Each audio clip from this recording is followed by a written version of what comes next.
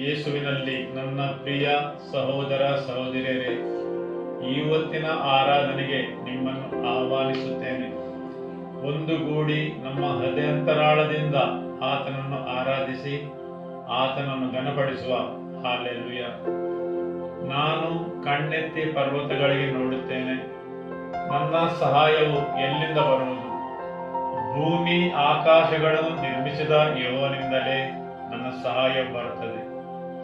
ಆತನು ನಿನ್ನ ಪಾದಗಳನ್ನು ಕದಲಗೊಳಿಸುವುದಿಲ್ಲ, ನಿನ್ನನ್ನು ಕಾಯುವವನು ತೂಕಡಿಸದಿರಲಿ. ಇಗೋ, ಇಸ್ರಾಯೇಲರನ್ನು ಕಾಯುವಾತನು ತೂಕಡಿಸುವುದೂ ಇಲ್ಲ, ನಿದ್ರಿಸುವುದೂ ಇಲ್ಲ. ನಿನ್ನನ್ನು ಕಾಯುವವನು ಯೆಹೋವನೇ, ನಿನ್ನ ಬಲಗಡೆಯಲ್ಲಿ ನೆರಳಿನಂತೆ ನಿಂತಿರುವಾತನು ಯೆಹೋವನೇ. ಹಗಲಿನಲ್ಲಿ ಸೂರ್ಯನು, ഇരുಳಿನಲ್ಲಿ ಚಂದ್ರನು ನಿನ್ನನ್ನು ಬಾಧಿಸುವುದಿಲ್ಲ. ಯೆಹೋವನು ನಿನ್ನನ್ನು ಎಲ್ಲಾ ಕೇಡಿನಿಂದ ತಪ್ಪಿಸುವನು, ನಿನ್ನ ಪ್ರಾಣವನ್ನು ಕಾಯುವನು. ನೀನು ಹೋಗುವಾಗಲೂ ಬರುವಾಗಲೂ ಈಗಿನಿಂದ ಸದಾ ಕಾಲವು ಯೆಹೋವನು ನಿನ್ನನ್ನು ಕಾಪಾಡುವನು. ಹಾಲೆಲೂಯ. ಆಮೆನ್.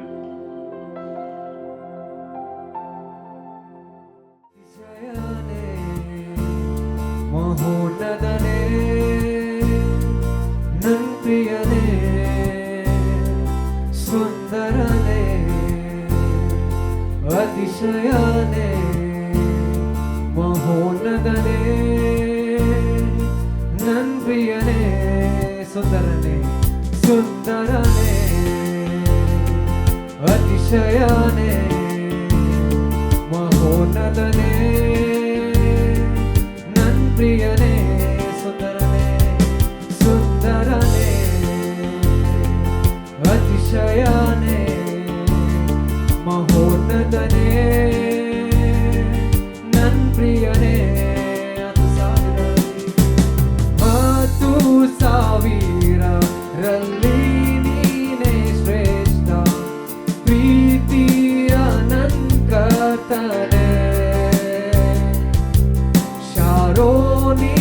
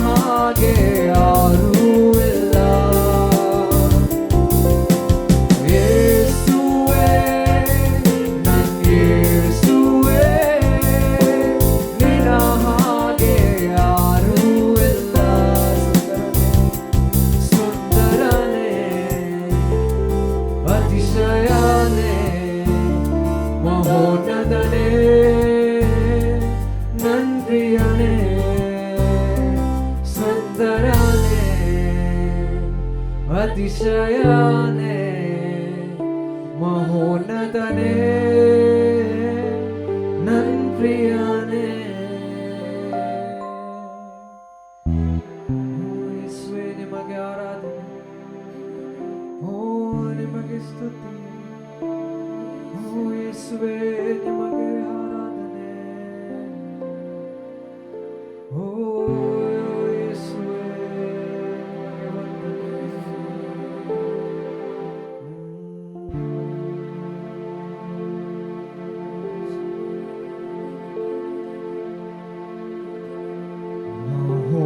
ಮಹೋನ್ನತನೇ ನಿನ್ನಾಶ್ರಯದಿ ನಾವಾಸಿಸುವೆನು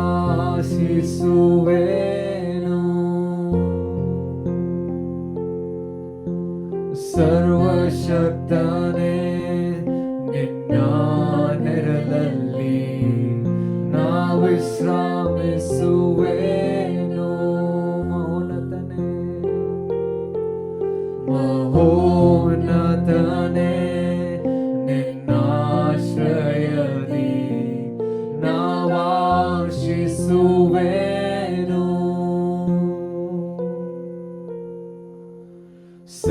ಸರ್ವಶಕ್ತನೇ ನಿನ್ನ ನೆರಳಲ್ಲಿ ನಾ ವಿಶ್ರಾಮಿಸುವೆನು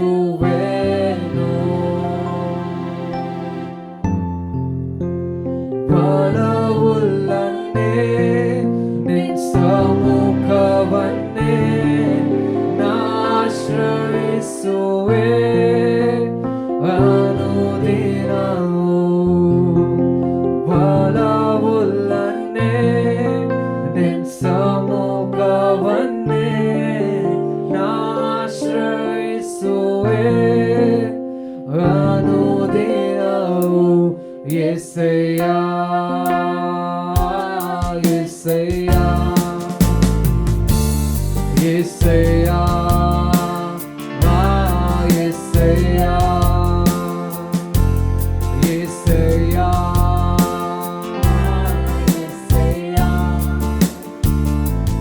ಯೆಸಯ್ಯ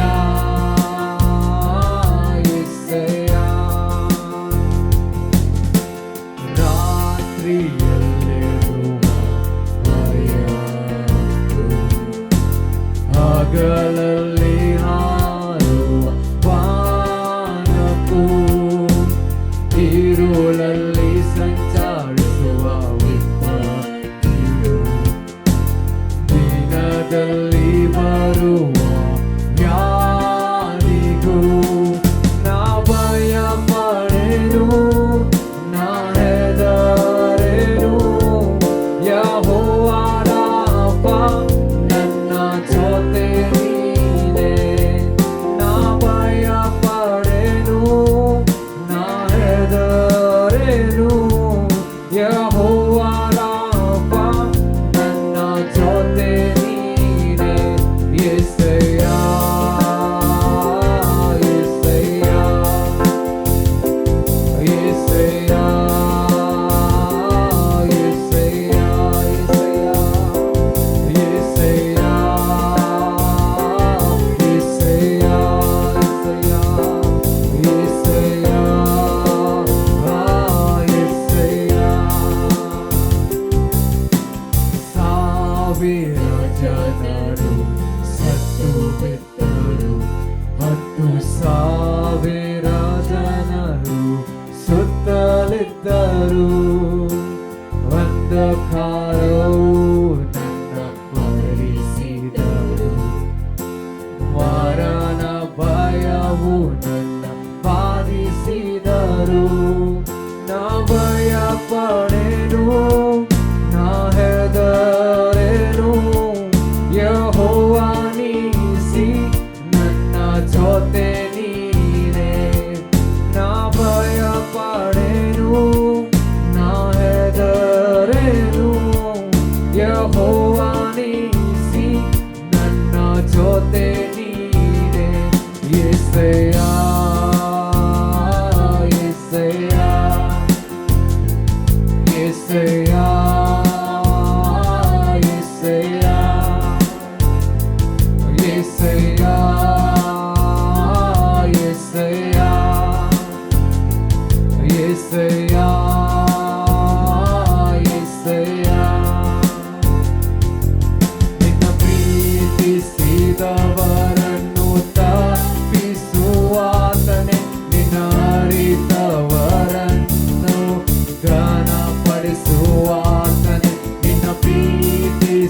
ಅರಿಯದವರನ್ನು ತಪ್ಪಿಸುವಾತನೇ, ನಿನ್ನ ಅರಿತವರನ್ನು ಘನಪಡಿಸುವಾತನೇ, ನನ್ನ ಯುದ್ಧವ ಜಯಿಸಿ ಮೇಲಕ್ಕೆತ್ತುವಾತನೇ,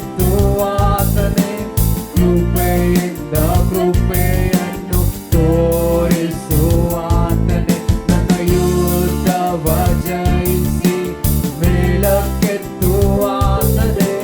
ಕೃಪೆಯಿಂದ ಕೃಪೆಯನ್ನು ತೋರಿಸುವಾತನೇ. ಯೆಸಯ್ಯ, ಯೆಸಯ್ಯ, ಯೆಸಯ್ಯ,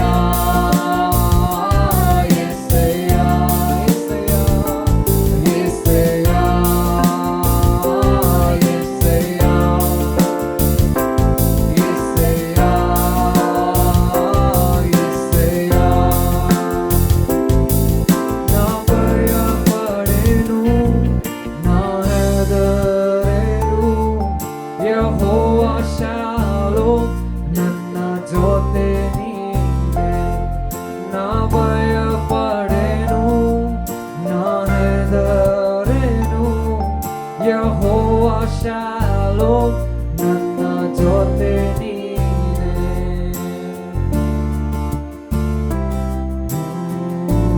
ಯೇಸುವೇ, ನಿಮಗೆ ಆರಾಧನೆ.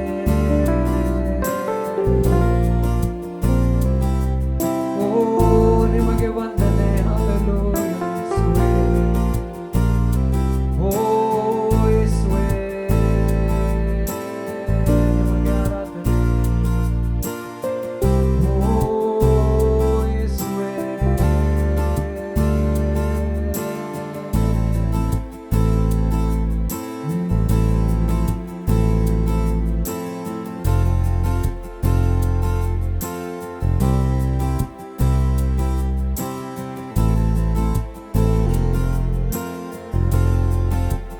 ನೀ ನನ್ನ ಆಶ್ರಯವು,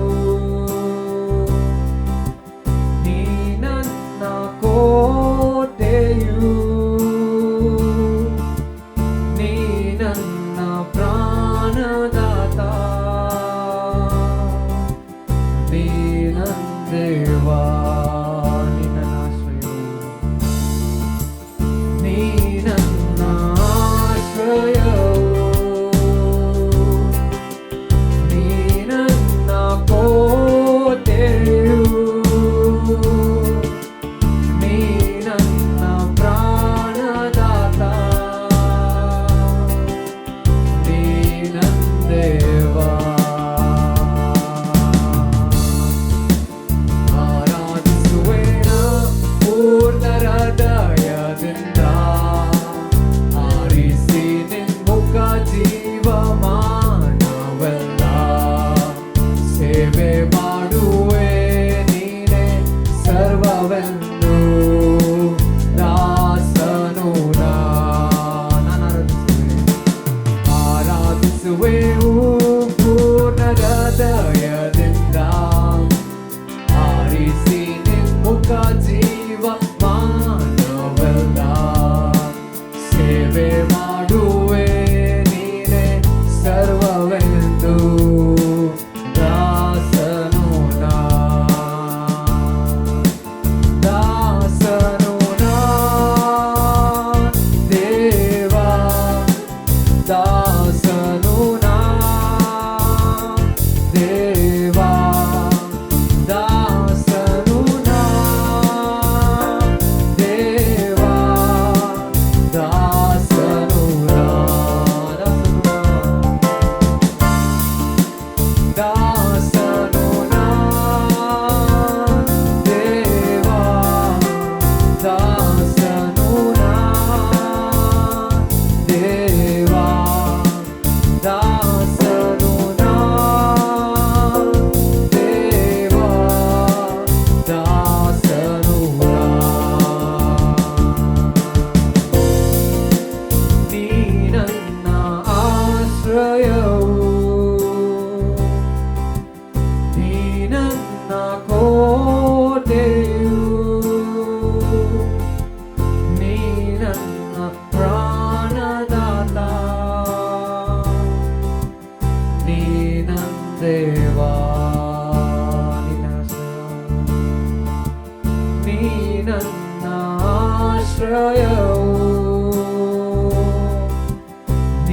ನನ್ನ ಕೋಟೆಯು,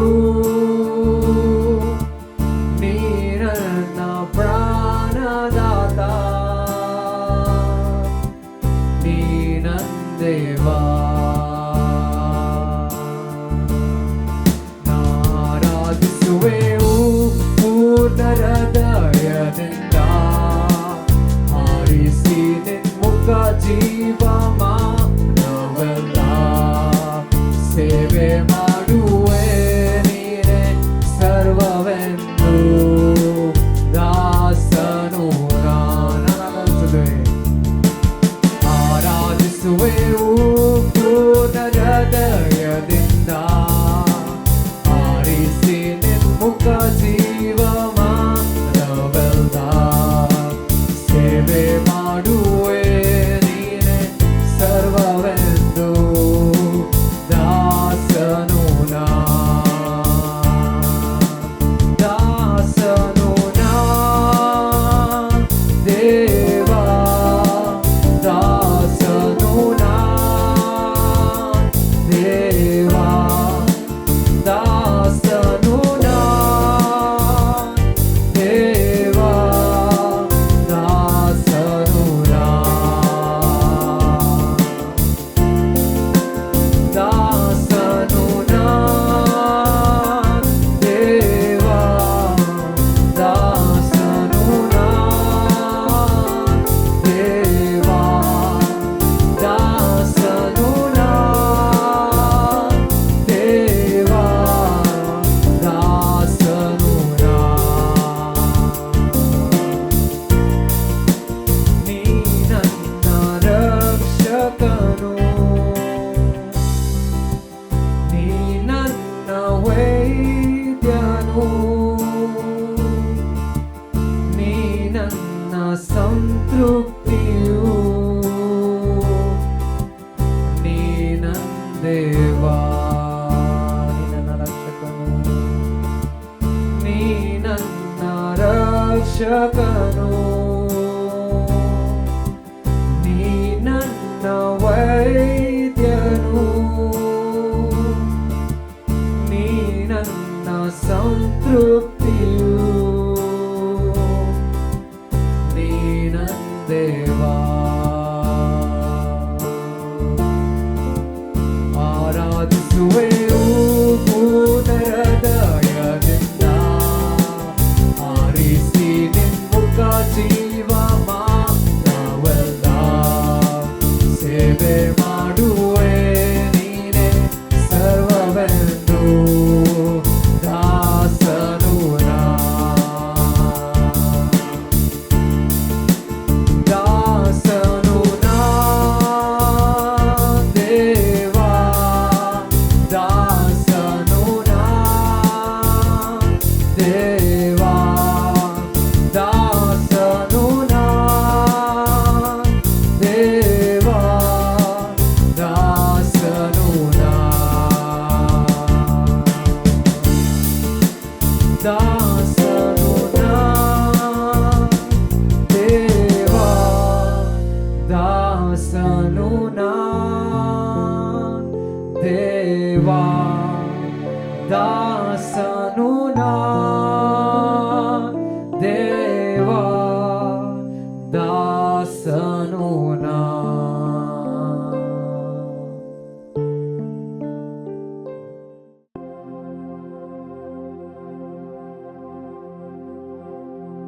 ಆಮೆನ್. ಹಾಲೆಲೂಯ. ಯೇಸುವೆ ವಂದನೆ, ಸ್ತೋತ್ರ ಕರ್ತನೆ, ಮಹಿಮೆ ಕರ್ತನೆ. ಇವತ್ತಿನ ವಾಕ್ಯವನ್ನು ಆಲಿಸಲು, ನನ್ನ ಹೃದಯವನ್ನು ಸಿದ್ಧಗೊಳಿಸಲು, ಧನ್ಯತೆಯಿಂದ ಸ್ವೀಕರಿಸಲು ಹಾಗೂ ನಿನ್ನ ವಾಕ್ಯಕ್ಕೆ ನನ್ನ ಹೃದಯವು ತೆರೆದುಕೊಳ್ಳಲು ಬೇಕಾದ ಕೃಪೆಯನ್ನು ನೀಡಿರಿ. ಯೇಸುವಿನ ನಾಮದಲ್ಲಿ ಆಮೆನ್. ಹಾಲೆಲೂಯ.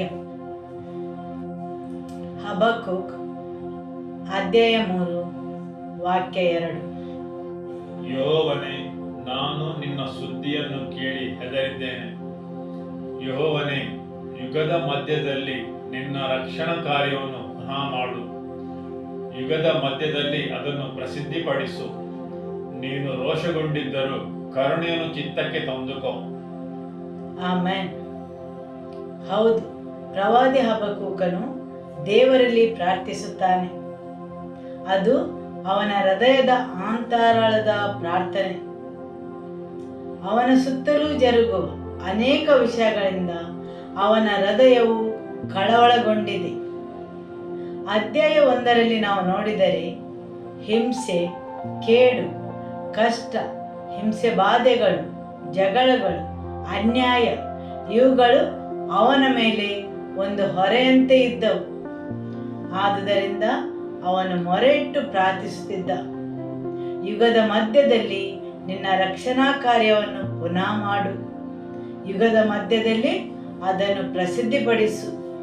ನೀನು ರೋಷಗೊಂಡಿದ್ದರೂ ಕರುಣೆಯನ್ನು ಚಿತ್ತಕ್ಕೆ ತಂದುಕೋ. ಆಮೆನ್. ಹೌದು, ಅವನು ದೇವರಿಗೆ ಮೊರೆ ಇಡುತ್ತಿದ್ದ, ದೇವರೇ, ಯುಗದ ಮಧ್ಯದಲ್ಲಿ ಪುನರುಜ್ಜೀವನವನ್ನು, ನಿನ್ನ ಕಾರ್ಯಗಳನ್ನು ನವೀಕರಿಸು. ಆಮೆನ್. ಪ್ರತಿ ಸಲ ನಮ್ಮ ಹೃದಯವು ಭಾರದಿಂದ ಕುಗ್ಗಿದಾಗ, ಸುತ್ತಲಿನ ಕಾರ್ಯಗಳು ನಮಗೆ ತೊಂದರೆ ಪಡಿಸಿದಾಗ, ಹೇಗೆ ಹಬಕ್ಕೂಕನು ತೊಂದರೆಗೆ ಒಳಗಾದನು, ಅವನ ಸುತ್ತಲೂ ಜರುಗುವ ಹಿಂಸೆಗಳು, ಕೇಡು, ಕಷ್ಟಗಳು, ಅನ್ಯಾಯ, ಜಗಳ, ವ್ಯಾಜ್ಯಗಳು, ದುಷ್ಟತನ, ನ್ಯಾಯದ ವಕ್ರತೆ, ದುಷ್ಟನು ಶಿಷ್ಟನನ್ನು ಸುತ್ತಿಕೊಂಡಿರುವುದು, ಧರ್ಮೋಪದೇಶವು ಜಡವಾಗಿರುವುದು, ನ್ಯಾಯವು ಎಂದಿಗೂ ಸಾಗದೇ ಇರುವುದು. ಅದನ್ನು ನೋಡಿ ಹೇಗೆ ಅವನು ದೇವರಿಗೆ ಮೊರೆಯಿಟ್ಟು ಪ್ರಾರ್ಥಿಸುತ್ತಾನೆ. ಯೆಹೋವನೇ, ಯುಗದ ಮಧ್ಯದಲ್ಲಿ ನಿನ್ನ ರಕ್ಷಣಾ ಕಾರ್ಯವನ್ನು ಪುನಃ ಮಾಡು, ಯುಗದ ಮಧ್ಯದಲ್ಲಿ ಅದನ್ನು ಪ್ರಸಿದ್ಧಿಪಡಿಸು. ಆಮೆನ್. ಹೌದು, ಇವತ್ತು ಪ್ಯಾಸ್ಟರ್ ಹೇಳಿದ ಹಾಗೆ ಪ್ರತಿ ಸಲ ನಾವು ದೇವರ ಹಾಜರುತನಕ್ಕೆ ಬರುವಾಗ ನಮ್ಮಲ್ಲಿ ಪ್ರಾರ್ಥನೆಗಳು ಇರಬೇಕು. ಉಪಕಾರ ಸ್ಮರಣೆಯನ್ನು, ಕೃತಜ್ಞತಾ ಸ್ತುತಿಯನ್ನು ಮಾಡಬೇಕು. ಆಮೆನ್. ಹಾಲೆಲೂಯ. ಹೌದು, ಅಲ್ಲಿ ಆರಾಧನೆ ಇರಬೇಕು. ಪ್ರತಿ ಸಲ ದೇವರ ಪ್ರಸನ್ನತೆಗೆ ಬರುವಾಗ ಬರೀ ಕೈಯಲ್ಲಿ ಬಂದು ದೇವರ ವಾಕ್ಯವನ್ನು ಕೇಳಿ ಹೋಗುವುದು ಮಾತ್ರವಲ್ಲ, ನೀವು ಆರಾಧನೆಯಲ್ಲಿ ಭಾಗಿಗಳಾಗಿರಬೇಕು. ಹೃದಯಾಂತರಾಳದಿಂದ ಆರಾಧಿಸಬೇಕು. ಆಮೆನ್. ನಿಮ್ಮೆಲ್ಲ ಭಾರಗಳನ್ನು ಆತನ ಮೇಲೆ ಹಾಕಬೇಕು. ನಿಮ್ಮ ಕಷ್ಟಗಳನ್ನು, ತೊಂದರೆಗಳನ್ನು ಆತನಲ್ಲಿ ನಿವೇದಿಸಬೇಕು. ಆಮೆನ್. ನಿಮಗಾಗಿ ಹೇಳಿದ ಪ್ರವಾದನೆಯ ವಾಕ್ಯಗಳನ್ನು ನೀವು ಸ್ವೀಕರಿಸಬೇಕು. ಒಂದು ಸಮಯದಲ್ಲಿ ದೇವರ ರಾಜ್ಯದಲ್ಲಿ ನೀವು ಬಿತ್ತನೆಯನ್ನು ಮಾಡಿದ್ದೀರಿ, ಹಾಗೂ ಈಗ ಅದನ್ನು ಕೊಯ್ಯುವ ಸಮಯವಾಗಿದೆ. ಆಶೀರ್ವಾದಗಳನ್ನು ಪಡೆಯುವ ಸಮಯವಾಗಿದೆ. ಹಾಲೆಲೂಯ. ನೀವು ಆರಾಧನೆಯಲ್ಲಿ ಸಹಭಾಗಿಗಳಾಗದಿದ್ದರೆ ಯಾಕೋಬನು ಅನುಭವಿಸಿದ ಆ ಅನುಭವವನ್ನು ನೀವು ಪಡೆಯುವುದಿಲ್ಲ. ಯಾಕೋಬನು ಬೇತೇಲೆಂಬ ಸ್ಥಳಕ್ಕೆ ಬಂದು ಮುಟ್ಟಿದಾಗ ಅಲ್ಲಿ ಆಕಾಶವು ತೆರೆದುಕೊಂಡದನ್ನು ಹಾಗೂ ಆಕಾಶದಿಂದ ಭೂಮಿಗೆ ಇಳಿದ ಏಣಿಯನ್ನು ಕಂಡನು. ಹೌದು, ಪ್ರತಿ ಸಲ ದೇವರ ಹಾಜರುತನಕ್ಕೆ ನೀವು ಬರುವಾಗ ಸ್ವರ್ಗದ ಹೆಬ್ಬಾಗಿಲು ನಿಮಗಾಗಿ ತೆರೆಯುತ್ತದೆ. ಹಾಲೆಲೂಯ. ಪ್ರತಿ ಸಲ ದೇವರ ಹಾಜರುತನಕ್ಕೆ, ಆರಾಧನೆಗೆ ನೀವು ಬರುವಾಗ ಸ್ವರ್ಗದ ಹೆಬ್ಬಾಗಿಲು ನಿಮಗಾಗಿ ತೆರೆಯುತ್ತದೆ. ಮಾತ್ರವಲ್ಲ, ದೈವಿಕ ಸಂಪರ್ಕವೇರ್ಪಡುತ್ತದೆ. ಆಮೆನ್. ಹಾಗೂ ದೇವರನ್ನು ಭೇಟಿಯಾಗಬೇಕು. ಇಲ್ಲವಾದರೆ ಜನರು ಬರುತ್ತಾರೆ, ಸ್ವಲ್ಪ ತಿಳುವಳಿಕೆಯನ್ನು ಪಡೆಯುತ್ತಾರೆ ಮತ್ತು ಹಿಂತಿರುಗುತ್ತಾರೆ. ಪ್ರತಿ ಸಲ ನೀವು ಜೊತೆಗೂಡಿದಾಗ, ಆರಾಧನೆಗೆ ಸೇರಿದಾಗ ಅಲ್ಲಿ ದೇವರ ಭೇಟಿ ಆಗಲೇಬೇಕು. ಅದು ಹೇಗೆ ಜರುಗುತ್ತದೆ?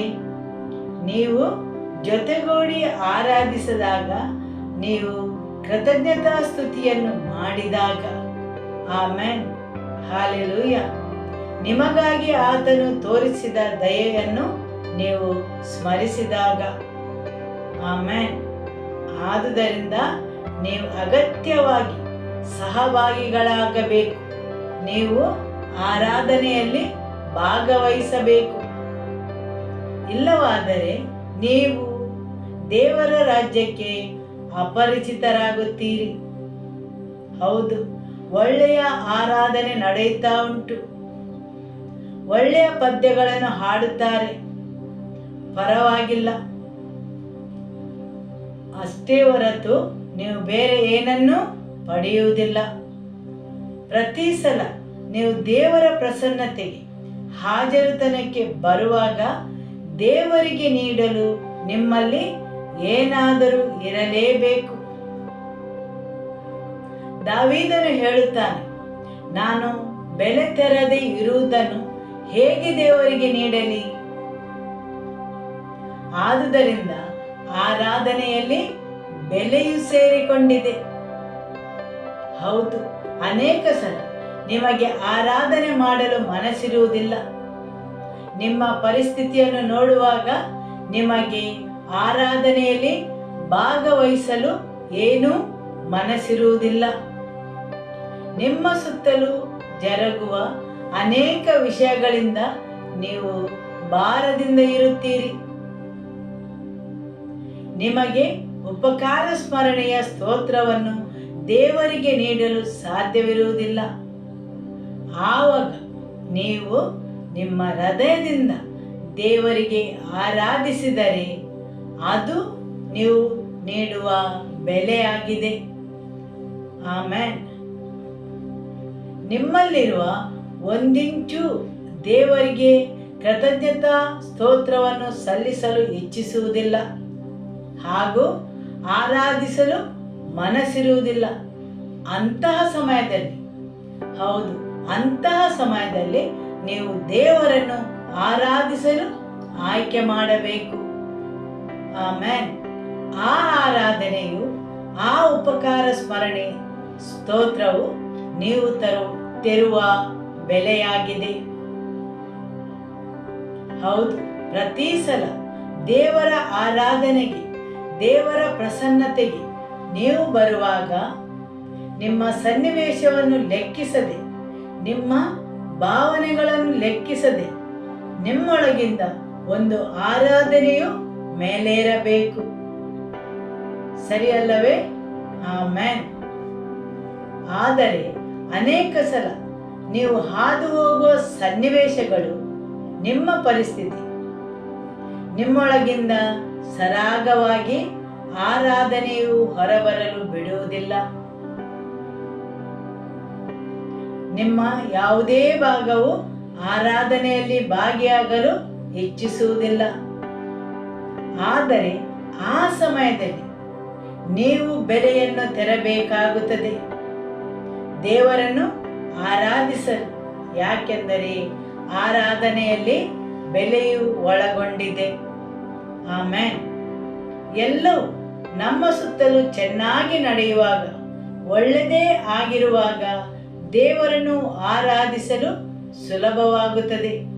ದೇವರಿಗೆ ಆರಾಧಿಸಲು, ಹೌದು, ಆವಾಗ ಆರಾಧನೆಯು ತನ್ನಿಂತಾನೇ ಹರಿಯುತ್ತದೆ. ಪ್ರವಾದಿ ತಾನಾಗಿ ಹೇಳುತ್ತಾನೆ, ಅಂಜೂರ ಹೂ ಚಿಗುರದಿದ್ದರೂ, ದ್ರಾಕ್ಷಾಲತೆಗಳಲ್ಲಿ ಹಣ್ಣು ಸಿಕ್ಕದಿದ್ದರೂ, ಎಣ್ಣೆ ಮರಗಳ ಉತ್ಪತ್ತಿಯು ಶೂನ್ಯವಾದರೂ, ಹೊಲಗದ್ದೆಗಳು ಆಹಾರವನ್ನು ಕೊಡದೆ ಹೋದರು, ಹಿಂಡು ಹಟ್ಟಿಯೊಳಗಿಂದ ನಾಶವಾದರೂ, ಮಂದೆಯು ಕೊಟ್ಟಿಗೆ ಒಳಗೆ ಇಲ್ಲದಿದ್ದರೂ, ನಾನು ಯೆಹೋವನಲ್ಲಿ ಉಲ್ಲಾಸಿಸುವೆನು, ನನ್ನ ರಕ್ಷಕನಾದ ದೇವರಲ್ಲಿ ಆರಾಧಿಸುವೆನು, ಆನಂದಿಸುವೆನು. ಕರ್ತನಾದ ಯೆಹೋವನೇ ನನ್ನ ಬಲ. ನಿಮ್ಮ ಜೀವನದ ಕೆಲವೊಂದು ಋತುಗಳಲ್ಲಿ ಹೌದು, ನಿಮ್ಮ ಜೀವನದ ಕೆಲವೊಂದು ಋತುಗಳಲ್ಲಿ. ಯೆಶಾಯನ ಗ್ರಂಥ ಅಧ್ಯಾಯ 49 ವಾಕ್ಯ 14. ಚಿಯೋನ್ ನಗರಿಯಾದರೂ ಯೆಹೋವನು ನನ್ನನ್ನು ಕೈ ಬಿಟ್ಟಿದ್ದಾನೆ, ಕರ್ತನು ನನ್ನನ್ನು ಮರೆತಿದ್ದಾನಲ್ಲ ಅಂದುಕೊಂಡಳು. ಚಿಯೋನ್ ನಗರಿಯಾದರೂ ಯೆಹೋವನು ನನ್ನನ್ನು ಕೈ ಬಿಟ್ಟಿದ್ದಾನೆ, ಕರ್ತನು ನನ್ನನ್ನು ಮರೆತಿದ್ದಾನೆ. ಹೌದು, ನಿಮ್ಮ ಜೀವನದ ಕೆಲವೊಂದು ಸಮಯದಲ್ಲಿ ನೀವು ಭಾವಿಸುತ್ತೀರಿ, ದೇವರು ನಿಮ್ಮನ್ನು ಮರೆತಿದ್ದಾನೆಂದು, ದೇವರು ನಿಮ್ಮ ಕೈ ಬಿಟ್ಟಿದ್ದಾರೆಂದು. ಆದರೆ ದೇವರ ವಾಕ್ಯ ಹೇಳುತ್ತದೆ, ಹೊಗೆಯಲ್ಲಿ ನೇತು ಹಾಕಿರುವ ಬುದ್ದಲಿಯಂತಿದ್ದೇನೆ. ಅದೇ ರೀತಿ ನಿಮ್ಮ ಭಾವನೆಯು ದೇವರು ನಿಮ್ಮನ್ನು ಮರೆತಿದ್ದಾರೆ, ದೇವರು ನಿಮ್ಮನ್ನು ಕೈ ಬಿಟ್ಟಿದ್ದಾರೆ ಎಂದು. ಹೌದು, ಚಿಯೋನ್ ನಗರಿಯು ದೇವರು ನನ್ನನ್ನು ಕೈ ಬಿಟ್ಟಿದ್ದಾನೆ, ಕರ್ತನು ನನ್ನನ್ನು ಮರೆತಿದ್ದಾನೆ ಎಂದು ಹೇಳುವಾಗ ದೇವರು ಅಲ್ಲಿ ಉತ್ತರವನ್ನು ನೀಡುತ್ತಾನೆ. ವಾಕ್ಯ 15 ಓದುವ. ಒಬ್ಬ ಹೆಂಗಸು ತಾನು ಹೆತ್ತ ಮಗುವಿನ ಮೇಲೆ ಕರುಣೆ ಇಡದೆ ತನ್ನ ಮೊಲೆ ಕೂಸನ್ನು ಮರೆತಾಳೆ. ಒಂದು ವೇಳೆ ಮರೆತಾಳು, ನಾನಾದರೆ ನಿನ್ನನ್ನು ಮರೆಯೇ. ಆಮೆನ್. ಹೌದು, ಇಲ್ಲಿ ದೇವರು ಹೇಳುತ್ತಾರೆ, ನಿನ್ನ ಸನ್ನಿವೇಶವು, ನಿನ್ನ ಪರಿಸ್ಥಿತಿ ನಿನ್ನೊಳಗೆ ಅನೇಕ ವಿಷಯಗಳನ್ನು ತಿಳಿಸಬಹುದು. ಆದರೆ ನಾನು ನಿನ್ನನ್ನು ಮರೆತಿಲ್ಲ, ನಾನು ನಿನ್ನ ಕೈ ಬಿಟ್ಟಿಲ್ಲ. ಮಾತ್ರವಲ್ಲ, ನಾನು ನಿನ್ನನ್ನು ಕಾಪಾಡುತ್ತೇನೆ.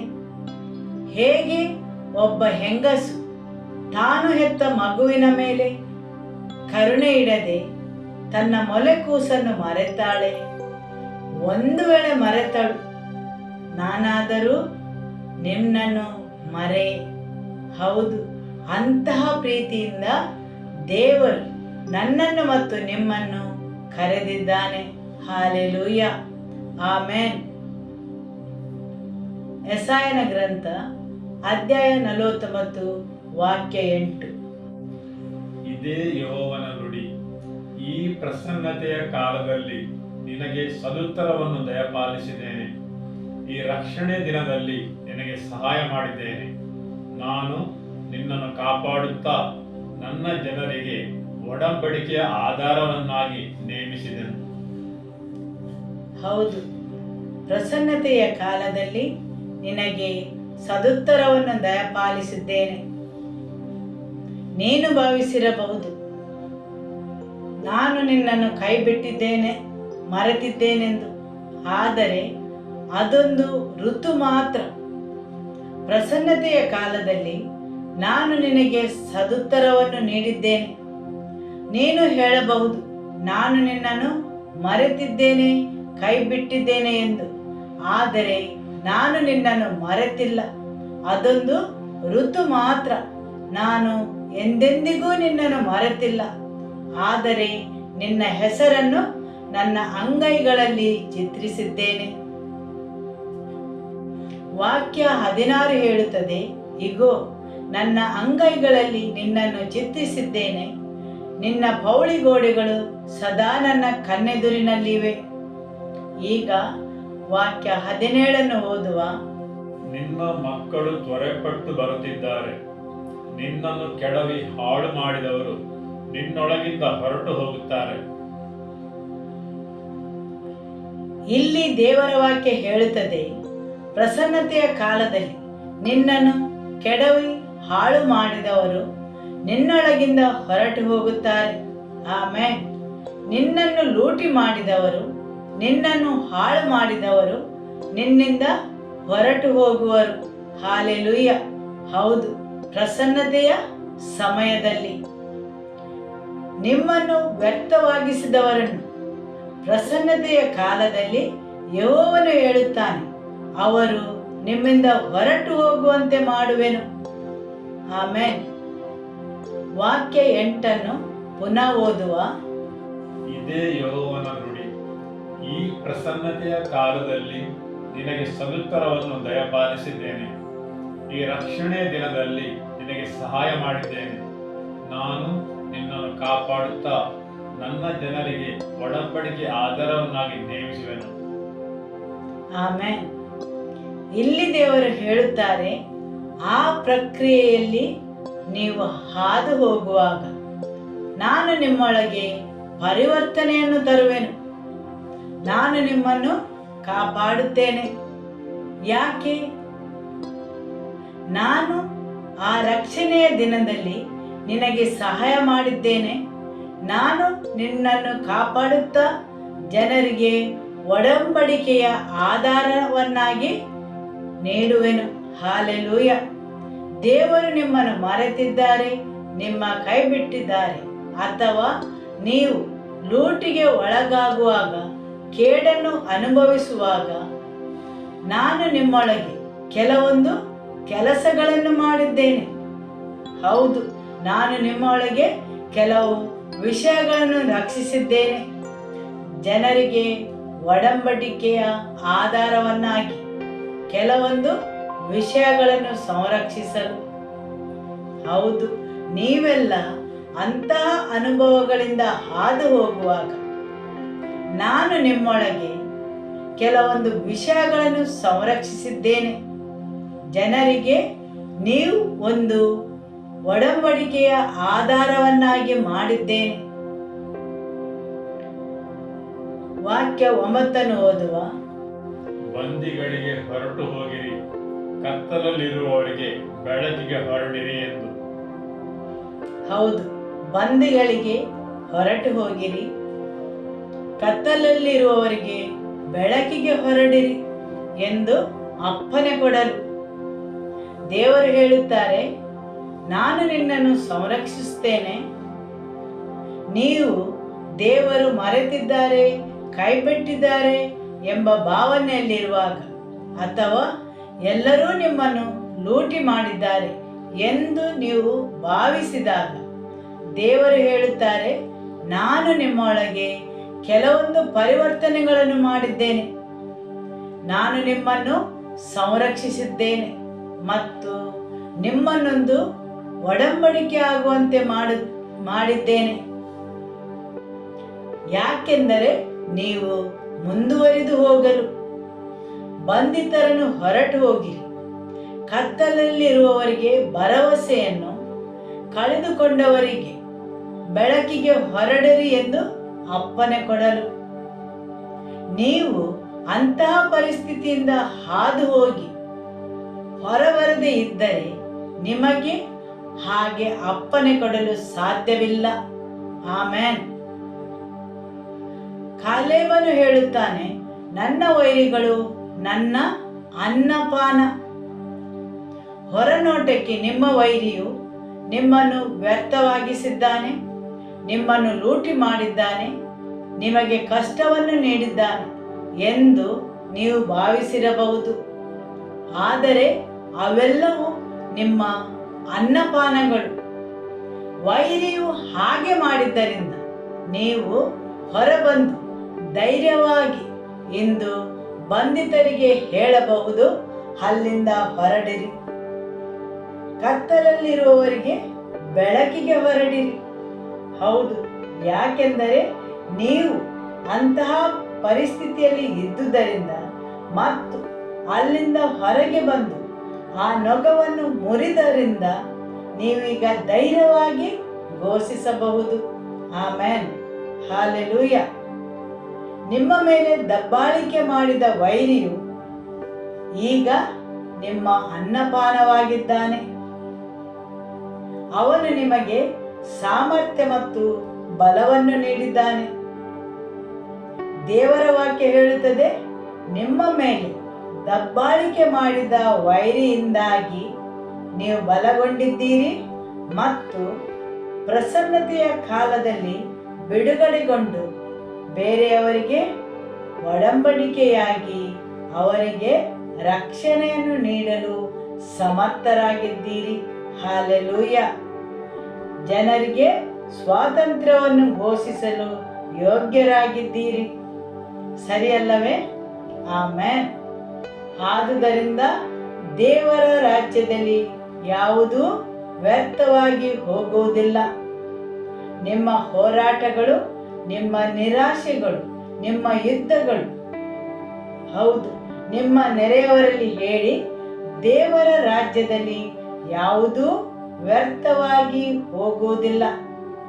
ಆತನು ನಿಮ್ಮೊಳಗೆ ಸಿದ್ಧತೆಯನ್ನು ಮಾಡುತ್ತಾನೆ, ನಿಮ್ಮೊಳಗೆ ಸಾಮರ್ಥ್ಯವನ್ನು ಕಟ್ಟುತ್ತಾನೆ, ನಿಮ್ಮೊಳಗೆ ಬಲವನ್ನು ಕಟ್ಟುತ್ತಾನೆ, ನಿಮ್ಮನ್ನು ಸಂರಕ್ಷಿಸಿ ಜನರಿಗೆ ಒಂದು ವಾಗ್ದಾನವಾಗುವಂತೆ ಮಾಡುತ್ತಾನೆ.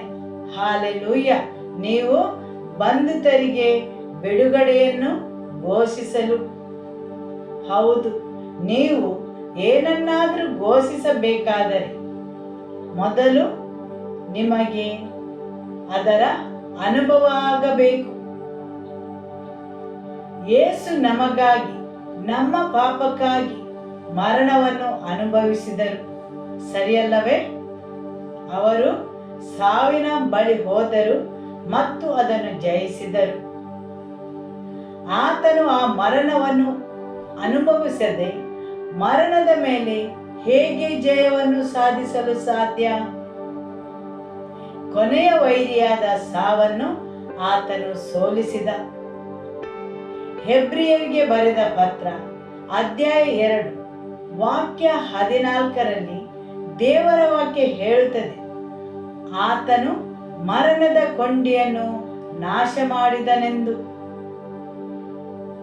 ಹೌದು, ಮರಣದ ಕೊಂಡಿಯನ್ನು ನಾಶ ಮಾಡಲು ಆತನು ಸತ್ತನು, ಅದರ ಮೇಲೆ ಜಯ ಸಾಧಿಸಿದನು ಮತ್ತು ಹೊರಗೆ ಬಂದನು. ಆಮೆನ್. ಹಾಲೆಲೂಯ. ಯಾವುದೇ ವ್ಯರ್ಥ ಆಗುವುದಿಲ್ಲ. ಯೆಶಾಯನ ಗ್ರಂಥ ಅಧ್ಯಾಯ 50 ವಾಕ್ಯ 11. ಕರ್ತನಾದ ಯೆಹೋವನು ನನಗೆ ಸಹಾಯ ಮಾಡುವನು, ಆದ ಕಾರಣ ನಾನು ನಾಚಿಕೆಯಿಂದ ಕೊರಗಲಿಲ್ಲ. ನನ್ನ ಮುಖವನ್ನು ಕಗ್ಗಲ್ಲಿನಂತೆ ಗಟ್ಟಿ ಮಾಡಿಕೊಂಡಿದ್ದೇನೆ, ಆಶಾಭಂಗ ಪಡಲಾರನೆಂದು ನನಗೆ ಗೊತ್ತು. ಆಮೆನ್. ಹೌದು, ಕರ್ತನಾದ ಯೆಹೋವನು ನನಗೆ ಸಹಾಯ ಮಾಡುವನು, ಆದ ಕಾರಣ ನಾನು ನಾಚಿಕೆಯಿಂದ ಕೊರಗಲಿಲ್ಲ.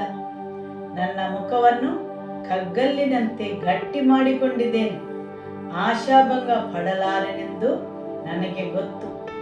ಯಾಕೆ? ವಾಕ್ಯ ಮುಂದುವರಿಸಿ ಹೇಳುತ್ತದೆ, ನನ್ನ ನ್ಯಾಯಸ್ಥಾಪಕನು ಸಮೀಪದಲ್ಲಿದ್ದಾನೆ, ನನ್ನೊಡನೆ ಯಾರು ವ್ಯಾಜ್ಯ ಮಾಡುವವರು? ನಾವಿಬ್ಬರು ನಿಂತುಕೊಳ್ಳುವಾಗ. ಹಾಲೆಲೂಯ. ಹೌದು, ಇಲ್ಲಿ ಲೇಖಕನು ಹೇಳುತ್ತಾನೆ, ನಾನು ಲೋಕದಲ್ಲಿ ತಿರುಗಿ ದೃಷ್ಟಿಸಲು. ಅವನು ಏನನ್ನು ಹೇಳುತ್ತಾನೆ? ಅವನು ಹೇಳುವುದು, ಬಲಿಷ್ಠರಿಗೆ ಯುದ್ಧದಲ್ಲಿ ಜಯ ಸಿಗದು, ವೇಗಿಗಳಿಗೆ ಓಟದಲ್ಲಿ ಗೆಲುವಿಲ್ಲ. ಅದು ನನ್ನನ್ನು ಗೊಂದಲಕ್ಕೆ ಒಳಪಡಿಸಿತು, ನನಗೆ ಅದು ಅರ್ಥವಾಗಲಿಲ್ಲ. ಅದು ನನಗೆ ವೀಕ್ಷಿಸಲು ಮತ್ತು ಪರಿಶೀಲಿಸುವಂತೆ ಮಾಡಿತು, ಅದಕ್ಕೆ ಕಾರಣವನ್ನು ಹುಡುಕುವಂತೆ ಮಾಡಿತು. ಯಾಕೆಂದರೆ ಸಾಮಾನ್ಯವಾಗಿ ವೇಗಿಗೆ ಓಟದಲ್ಲಿ ಗೆಲುವು ಸಿಗಬೇಕು, ಬಲಿಷ್ಠರಿಗೆ ಯುದ್ಧದಲ್ಲಿ ಜಯವಾಗುವುದು. ಆದರೆ ನಾನಿಲ್ಲಿ ನೋಡುತ್ತೇನೆ, ವಿವರಿಸಲಾಗದ ಘಟನೆಗಳು ನಡೆಯುವುದನ್ನು. ಆಮೇನ್. ಏನೆಂದರೆ, ಬಲಿಷ್ಠರಿಗೆ ಯುದ್ಧದಲ್ಲಿ ಜಯ ಸಿಗುವುದಿಲ್ಲ, ವೇಗಿಗೆ ಓಟದಲ್ಲಿ ಗೆಲುವು ಸಿಗುವುದಿಲ್ಲ, ಜ್ಞಾನಿಗಳಿಗೆ ಅನ್ನ ಸಿಗದು, ವಿವೇಕಿಗಳಿಗೆ ಧನ ಲಭಿಸದು, ಪ್ರವೀಣರಿಗೆ ದಯೆ ದೊರೆಯದು. ಆದರೆ ಇಲ್ಲಿ ಅನಿರೀಕ್ಷಿತ ಹಾಗೂ ವಿವರಿಸಲಾಗದ ಘಟನೆಗಳು ಜರುಗುತ್ತವೆ. ಅದೆಲ್ಲವೂ ಅವನಿಗೆ ಅರ್ಥವಾಗುತ್ತಿಲ್ಲ. ಅದೇ ರೀತಿ ಅನೇಕ ಸಲ ನಮ್ಮ ಆತ್ಮಿಕ ಜೀವನದಲ್ಲಿ ನಾವು ನೋಡುತ್ತೇವೆ, ಈ ಜನರು ಖಂಡಿತವಾಗಿಯೂ ಮುಂದುವರಿದು ಹೋಗುತ್ತಾರೆ ಎಂದು. ಭಾವಿಸಿದರೆ ಆ ಪ್ರಯಾಣದಲ್ಲಿ ಅವರು ನಮಗೆ ಎಲ್ಲಿಯೂ ಕಾಣಲು ಸಿಗುವುದಿಲ್ಲ. ಆದರೆ ಯಾರು ಈ ಆತ್ಮಿಕ ಜೀವನವನ್ನು ಅರ್ಧದಲ್ಲಿಯೇ ಬಿಟ್ಟು ಹೋಗುತ್ತಾರೆ, ಅವರು ಮುಂದುವರಿಯುವುದಿಲ್ಲ ಎಂದು ನಾವು ಭಾವಿಸಿದವರು ದೇವರ ಜೊತೆ ದೇವರನ್ನು ಗಟ್ಟಿಯಾಗಿ ಹಿಡಿದುಕೊಂಡು ನಂಬಿ ತಮ್ಮ ಆತ್ಮಿಕ ಜೀವನವನ್ನು ಮುಂದುವರಿಸುತ್ತಾರೆ. ಸರಿಯಲ್ಲವೇ? ಆಮೆನ್. ವೇಗಿಗೆ ಓಟದಲ್ಲಿ ಜಯವಿಲ್ಲ, ಬಲಿಷ್ಠರಿಗೆ ಯುದ್ಧದಲ್ಲಿ ಜಯವಾಗದು, ವಿವೇಕಿಗಳಿಗೆ ಧನ ಲಭಿಸದು. ಆಮೆನ್. 1 ಅರಸುಗಳು ಅಧ್ಯಾಯ 18 ವಾಕ್ಯ 46. ಯೆಹೋವನ ಹಸ್ತವು ಎಲಿಯನ ಸಂಗಡ ಇದ್ದುದರಿಂದ ಅವನು ನಡುಕಟ್ಟಿಕೊಂಡು ಆಹಾಬನ ಮುಂದೆ ಓಡುತ್ತಾ ಇಸ್ರೇಲನ್ನು ಸೇರಿದನು. ಹೌದು, ದೇವರ ವಾಕ್ಯ ಹೇಳುತ್ತದೆ, ಎಲಿಯನು ಅಹಾಬನ ರಥಕ್ಕಿಂತ ಮುಂದೆ ಓಡುತ್ತಾ ಇಸ್ರೇಲನ್ನು ಸೇರಿದನು. ಅದು 26 ಮೈಲು ಇತ್ತು. 1 ಮೈಲು ಅಂದರೆ ಹತ್ತಿರ 2.5 ಕಿಲೋಮೀಟರ್, ಅಂದರೆ ಒಟ್ಟಿಗೆ 60 ಕಿಲೋಮೀಟರ್ ಆಗಿರಬಹುದು. ಇಲ್ಲಿ ಏಲಿಯನು ಅಹಾಬನಿಗೆ ಹೇಳುತ್ತಾನೆ, ಮಳೆ ಬರುತ್ತದೆ, ಆದುದರಿಂದ ನೀನು ಈಗಲೇ ಹೊರಡು. ಆದರೆ ಅಹಾಬನು ಸಭ್ಯತೆಗೋಸ್ಕರವಾಗಲಿ ಏಲಿಯನಿಗೆ ಕೇಳಲಿಲ್ಲ, ನೀನು ನನ್ನ ಜೊತೆ ಬರುವುದಿಲ್ಲವೋ ಎಂದು. ಆ ನಾಡಿನಲ್ಲಿ ಬರಗಾಲವಿತ್ತು. ಪ್ರವಾದಿಯು ಅಹಾಬನ ಬಳಿಗೆ ಬಂದಿದ್ದಾನೆ ಮತ್ತು ಘೋಷಿಸಿದ್ದಾನೆ, ಮಳೆ ಬರುತ್ತದೆ ಎಂದು. ಹಾಗೂ ಅರಮನೆಗೆ ಹೋಗಿ ಕುಡಿದು ತಿಂದು ಸಂತೋಷಪಡು. ಹೌದು, ಅವಸರಪಡು, ಬೇಗನೆ ಹೋಗು, ಮಳೆಯು ಬರಲಿದೆ. ಆದರೆ ಅಹಾಬನು ಏಲಿಯನನ್ನು ವಿಚಾರಿಸುವುದಿಲ್ಲ, ನೀನು ನನ್ನ ಜೊತೆ ಬರುವುದಿಲ್ಲವೋ, ನೀನು ಮಳೆಯಲ್ಲಿ ಸಿಕ್ಕಿಕೊಳ್ಳುತ್ತೀಯೋ. ಆದರೆ ಮಳೆಯು ಬರುವುದೆಂದು ಕೇಳಿ ಅವನು ಅವನಷ್ಟಕ್ಕೆ ಹೊರಟು ಹೋದ. ಸ್ವಲ್ಪ ಸಮಯದ ಬಳಿಕ ದೇವರ ವಾಕ್ಯ ಹೇಳುತ್ತದೆ, ಯೆಹೋವನ ಹಸ್ತವು ಏಲಿಯನ ಸಂಗಡ ಇತ್ತು. ಅರಸನಲ್ಲಿ ತುಂಬಾ ಒಳ್ಳೆಯ ಕುದುರೆಗಳಿದ್ದವು ಹಾಗೂ ರಥಗಳನ್ನು ಅನೇಕ ಅಶ್ವಗಳು ಓಡಿಸುತ್ತಿದ್ದವು.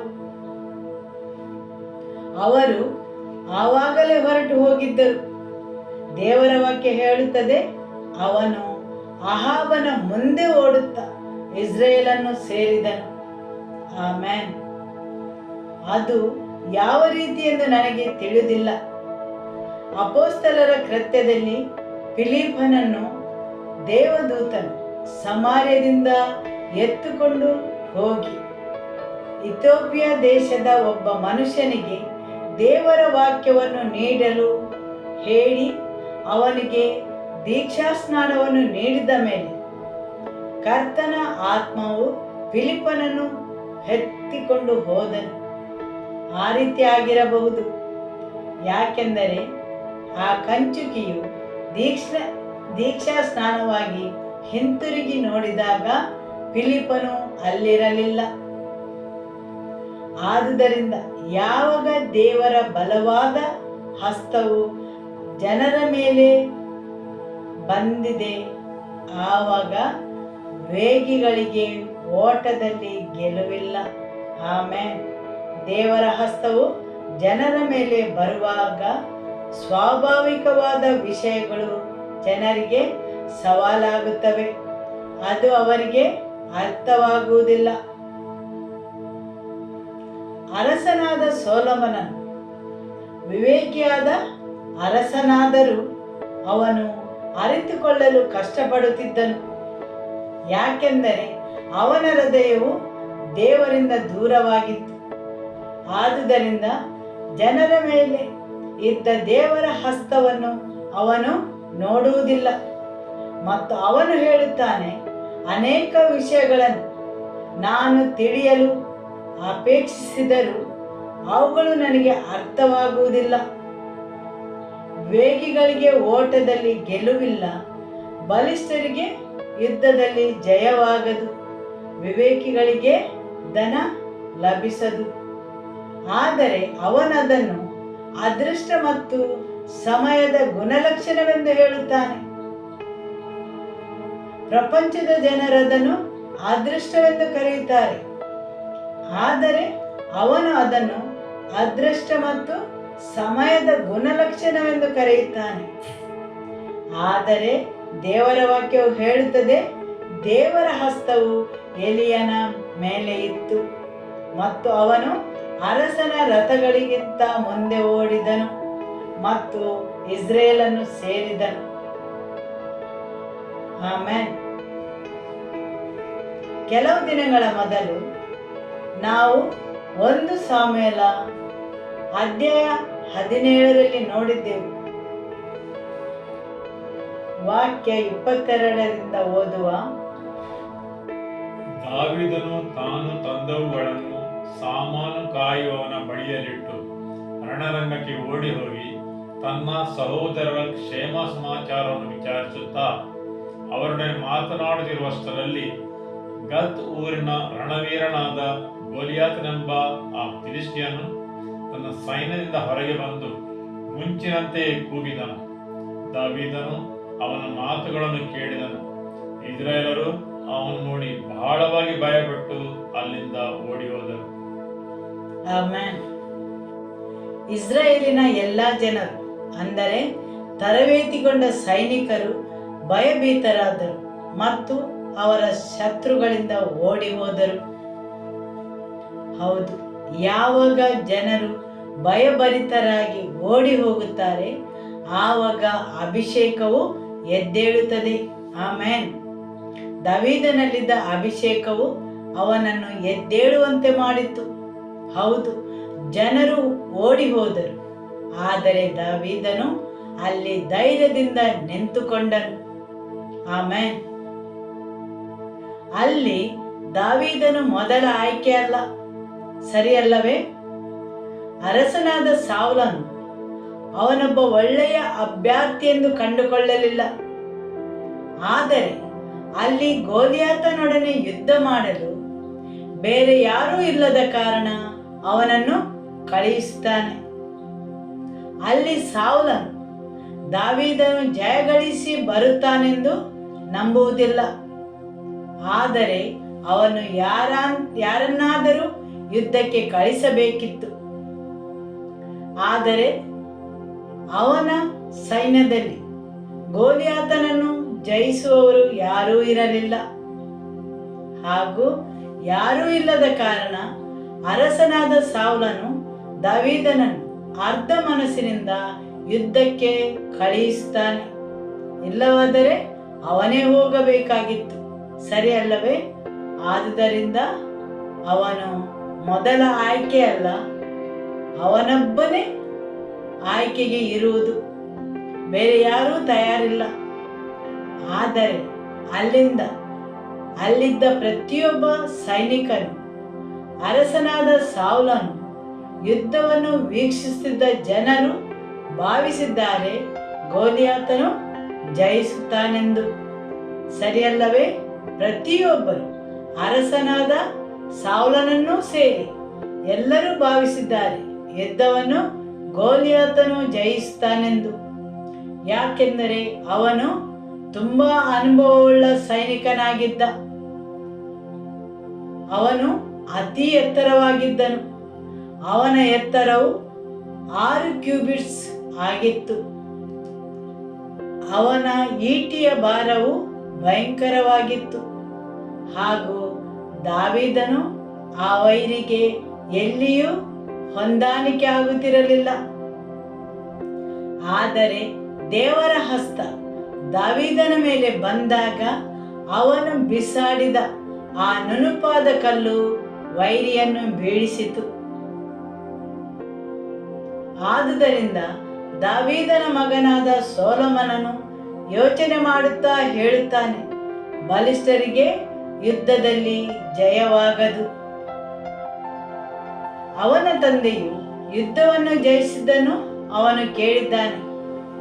ಆದುದರಿಂದ ಅವನು ಹೇಳುತ್ತಾನೆ, ಬಲಿಷ್ಠರಿಗೆ ಯುದ್ಧದಲ್ಲಿ ಜಯವಾಗದು.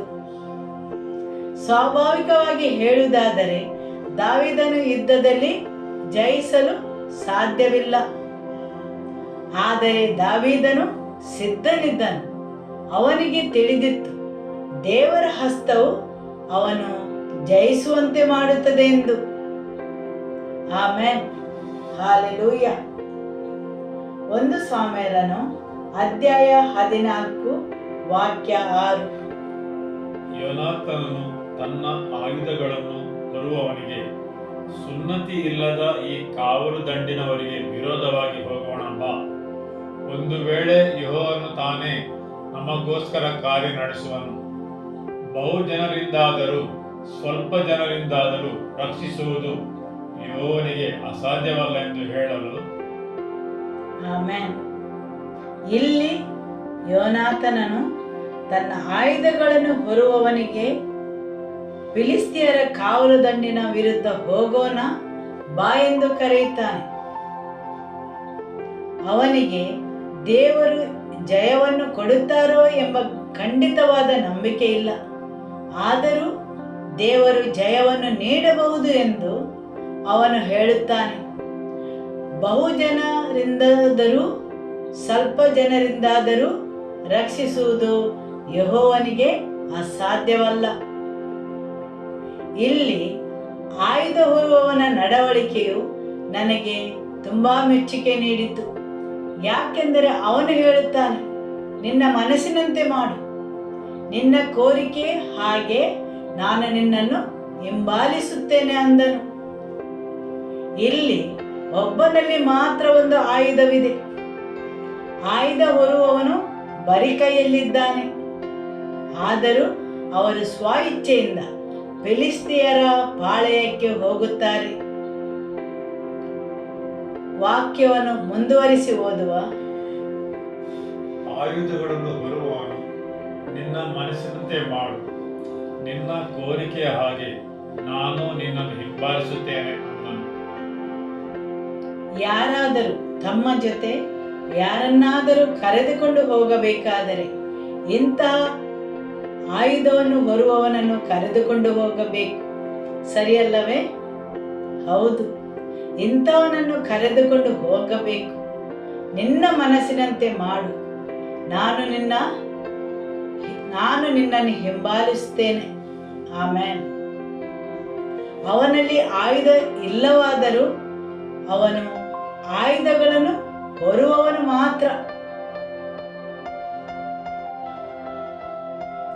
ಅವನು ಫಿಲಿಸ್ತಿಯರ ಪಾಳೆಯಕ್ಕೆ ಹೋಗುತ್ತಾನೆ.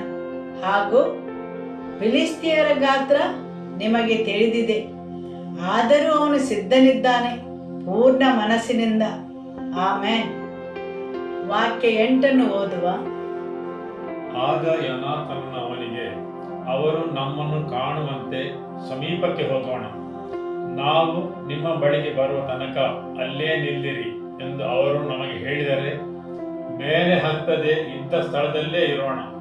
ಆದರೆ ಅವರು ಮೇಲೆ ಹತ್ತಿ ನಮ್ಮ ಬಳಿಗೆ ಬನ್ನಿರಿ ಎಂದು ನಮ್ಮನ್ನು ಕರೆದರೆ ಯೆಹೋವನು ಅವರನ್ನು ನಮ್ಮ ಕೈಗೆ ಒಪ್ಪಿಸಿದನೆಂಬುದಕ್ಕೆ ಇದೇ ಗುರುತು ಎಂದು ತಿಳಿದ ಮೇಲೆ ಹೋಗೋಣ ಎಂದನು. ಇವರಿಬ್ಬರು ಫಿಲಿಸ್ತಿಯರ ಕಾವಲು ದಂಡಿನವರಿಗೆ ಕಾಣಿಸಿಕೊಂಡಾಗ ಅವರು, ಇಗೋ, ಇಬ್ರಿಯರು ತಾವು ಅಡಗಿಕೊಂಡಿದ್ದ ಗುಹೆಗಳಿಂದ ಹೊರಗೆ ಬರುತ್ತಲಿದ್ದಾರೆ ಎಂದು ತಮ್ಮೊಳಗೆ ಮಾತನಾಡಿಕೊಂಡರು. ಅವರು ಯೋನಾತನಿಗೂ ಅವನ ಆಯುಧಗಳನ್ನು ಹೊರುವವನಿಗೂ, ಹತ್ತಿ ನಮ್ಮ ಬಳಿಗೆ ಬನ್ನಿರಿ, ನಿಮಗೆ ತೋರಿಸಬೇಕಾದ ಕಾರ್ಯ ಬಂದಿದೆ ಎಂದರು. ಯೋನಾತನನು ತನ್ನ ಆಯುಧಗಳನ್ನು ಹೊರುವ ಸೇವಕನಿಗೆ, ನೀನು ನನ್ನ ಸಂಗಡ ಹತ್ತಿ ಬಾ, ಯೆಹೋವನು ಅವರನ್ನು ಇಸ್ರಾಯೇಲರ ಕೈಗೆ ಒಪ್ಪಿಸಿದ್ದಾನೆಂದು ಹೇಳಿದನು. ಯೋನಾತನನು ಅವನ ಆಯುಧಗಳನ್ನು ಹೊರುವ ಸೇವಕನು ತಮ್ಮ ಕೈ ಮತ್ತು ಮೊಣಕಾಲುಗಳ ಸಹಾಯದಿಂದ ಕಟ್ಟ ಹತ್ತಿದರು. ಯೋನಾತನನು ಫಿಲಿಸ್ಟಿಯರನ್ನು ನೆಲಕ್ಕುರುಳಿಸುತ್ತಾ ಹೋದನು. ಅವನ ಸೇವಕನು ಹಿಂದಿನಿಂದ ಅವರನ್ನು ಕೊಲ್ಲುತ್ತಾ ಹೋದನು. ಯೋನಾತನನು ಅವನ ಸೇವಕನು ಮಾಡಿದ ಮೊದಲ ದಾಳಿಯಲ್ಲಿ ಸುಮಾರು 20 ಜನರು ಅರ್ಧ ಎಕರೆ ಭೂಮಿಯಲ್ಲಿ ಸತ್ತು ಹೋದರು. ಆಗ ಪಾಳ್ಯದಲ್ಲಿದ್ದವರು, ಕಾವಲುಗಾರರಾಗಿ ಠಾಣದಲ್ಲಿದ್ದವರು, ಸುಲಿಗೆಗೋಸ್ಕರ ಹೊರಗೆ ಹೋಗಿದ್ದವರು, ಉಳಿದ ಎಲ್ಲಾ ಜನರು ಭಯದಿಂದ ಕಳವಳಗೊಂಡರು. ಇದಲ್ಲದೆ ದೇವರು ಭೂಕಂಪವನ್ನುಂಟು ಮಾಡಿದ್ದರಿಂದ ಜನರಲ್ಲಿ ಮಹಾಭೀತಿ ಉಂಟಾಯಿತು. ಆಮೆನ್. ಇಲ್ಲಿ ನಿಜವಾಗಿ ಏನು ಜರುಗಿತು? ಫಿಲಿಸ್ಟಿಯರ ಪಾಳೆಯದಲ್ಲಿ ಭಯಂಕರವಾದ ಕಂಪನವು ಉಂಟಾಯಿತು, ಅಂದರೆ ಅಲ್ಲಿ ಭೂಕಂಪವಾಯಿತು. ಅಲ್ಲಿ ಯೋನಾಥನನ ಹಸ್ತವು ಅವರನ್ನು ರಕ್ಷಿಸುತ್ತೆ. ಯೋನಾಥನನು ಮುಂದುವರಿದನು ಮತ್ತು ದೇವರು ಫಿಲಿಸ್ತಿಯರ ಪಾಳೆಯದಲ್ಲಿ ಭಯಂಕರವಾದ ಕಂಪನವನ್ನು ಉಂಟು ಮಾಡಿದರು. ಯೋನಾಥನನು ಮತ್ತು ಅವನ ಆಯುಧಗಳನ್ನು ಹೊರುವವನು ಫಿಲಿಸ್ತಿಯರ ಸೈನ್ಯಕ್ಕೆ ಸರಿಹೊಂದುತ್ತಿದ್ದರೆ ಸಾಧ್ಯವೇ ಇಲ್ಲ. ದೇವರು ಅವನ ಹೃದಯದಲ್ಲಿ ಮುಂದುವರಿಯುವಂತೆ ಮಾಡಿದಾಗ ದೇವರು ಒಂದು ಭಯಂಕರವಾದ ಭೂಕಂಪನವನ್ನು ಮಾಡಿದರು. ಫಿಲಿಸ್ತಿಯರ ಪಾಳೆಯದಲ್ಲಿ ಇರುವ ಸೈನಿಕರೆಲ್ಲರೂ ಭಯಭೀತಿಯಿಂದ ಕೂಡಿದರು. ಅವರು ಓಡಿದರು ಮತ್ತು ಒಬ್ಬ ಸೈನಿಕನು ಇನ್ನೊಬ್ಬನಿಗೆ ವಿರುದ್ಧವಾಗಿದ್ದನು. ಹೌದು, ಒಬ್ಬ ಸೈನಿಕನು ಇನ್ನೊಬ್ಬನಿಗೆ ವಿರುದ್ಧವಾಗಿದ್ದನೆಂದು ದೇವರ ವಾಕ್ಯ ಹೇಳುತ್ತದೆ. ಅಲ್ಲಿಯವರೆಗೆ ಫಿಲಿಸ್ತಿಯರ ಸೈನ್ಯದಲ್ಲಿ ಯುದ್ಧ ಮಾಡುತ್ತಿದ್ದವರು ಅವರ ವಿರುದ್ಧವಾಗಿ ಹೋರಾಡಲು ಪ್ರಾರಂಭಿಸಿದರು. ಅವರ ಅಸ್ತ್ರಗಳು ಒಬ್ಬರಿಗೊಬ್ಬರಿಗೆ ವಿರುದ್ಧವಾಗಿ ಹೋರಾಡಿದವು ಮತ್ತು ಆ ದಿನ ದೇವರು ದೊಡ್ಡ ಜಯವನ್ನು ನೀಡಿದರು. Hallelujah, amen. ಇಬ್ಬರು ಫಿಲಿಸ್ತಿಯರ ಪಾಳೆಯಕ್ಕೆ ಹೋಗಿ ಯುದ್ಧ ಮಾಡುವುದು, ಅಲ್ಲಿ ಅವರ ಸೈನ್ಯಕ್ಕೂ ಈ ಇಬ್ಬರಿಗೂ ಯಾವುದೇ ಹೊಂದಾಣಿಕೆ ಇಲ್ಲ, ಸರಿಯಲ್ಲವೇ? ಬಲಿಷ್ಠರಿಗೆ ಯುದ್ಧದಲ್ಲಿ ಜಯವಾಗದು. ಆಮೆನ್. ನ್ಯಾಯಸ್ಥಾಪಕರು ಅಧ್ಯಾಯ 7 ವಾಕ್ಯ 1. ಯೆರುಬ್ಬಾಳನೆನಿಸಿಕೊಳ್ಳುವ ಗಿದ್ಯೋನನು ಅವನ ಸಂಗಡ ಇದ್ದ ಜನರು ಬೆಳಿಗ್ಗೆ ಎದ್ದು ಹೊರಟು ಹೋಗಿ ಹರೋದಿನ ಬುಗ್ಗೆಯ ಬಳಿಯಲ್ಲಿ ಇಳುಕೊಂಡರು. ಇವರಿಗೆ ಉತ್ತರ ದಿಕ್ಕಿನಲ್ಲಿ ಮೋರೆ ಗುಡ್ಡದ ಹಿಂದಿನ ತಗ್ಗಿನಲ್ಲಿ ಮಿದ್ಯಾನರ ದಂಡಿಡಿದಿತ್ತು. ಆಗ ಯೆಹೋವನು ಗಿದ್ಯೋನನಿಗೆ, ನಿನ್ನ ಸಂಗಡ ಇರುವ ಜನರು ಹೆಚ್ಚಾಗಿದ್ದಾರೆ, ಇವರ ಕೈಗೆ ಮಿದ್ಯಾನರನ್ನು ಒಪ್ಪಿಸುವುದು ನನಗೆ ಸರಿಯಾಗಿ ಕಾಣುವುದಿಲ್ಲ. ಆಮೆನ್. ನಿನ್ನ ಸಂಗಡ ಇರುವ ಜನರು ಹೆಚ್ಚಾಗಿದ್ದಾರೆ. ಆ ದಿನ ಅಲ್ಲಿ 30,000ಗಿಂತ ಹೆಚ್ಚು ಜನರು ಸೇರಿದ್ದರು. ಹೌದು, 32,000 ಜನರು ಸೇರಿದ್ದರು. ಇವರ ಕೈಗೆ ಮಿದ್ಯಾನರನ್ನು ಒಪ್ಪಿಸಿದರೆ ತಮ್ಮ ಸ್ವಹಸ್ತದಿಂದಲೇ ನಮಗೆ ರಕ್ಷಣೆ ಉಂಟಾಯಿತು ಎಂದು ಹೆಚ್ಚಳ ಪಡುವರು. ಅವರದೇ ಬಲದಿಂದ ಜಯಿಸಿದರೆಂದು ಭಾವಿಸುವರು.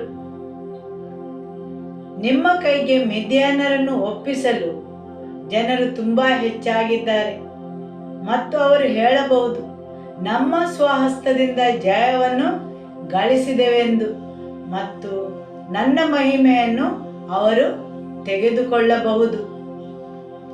ವಾಕ್ಯ 3 ಓದುವ.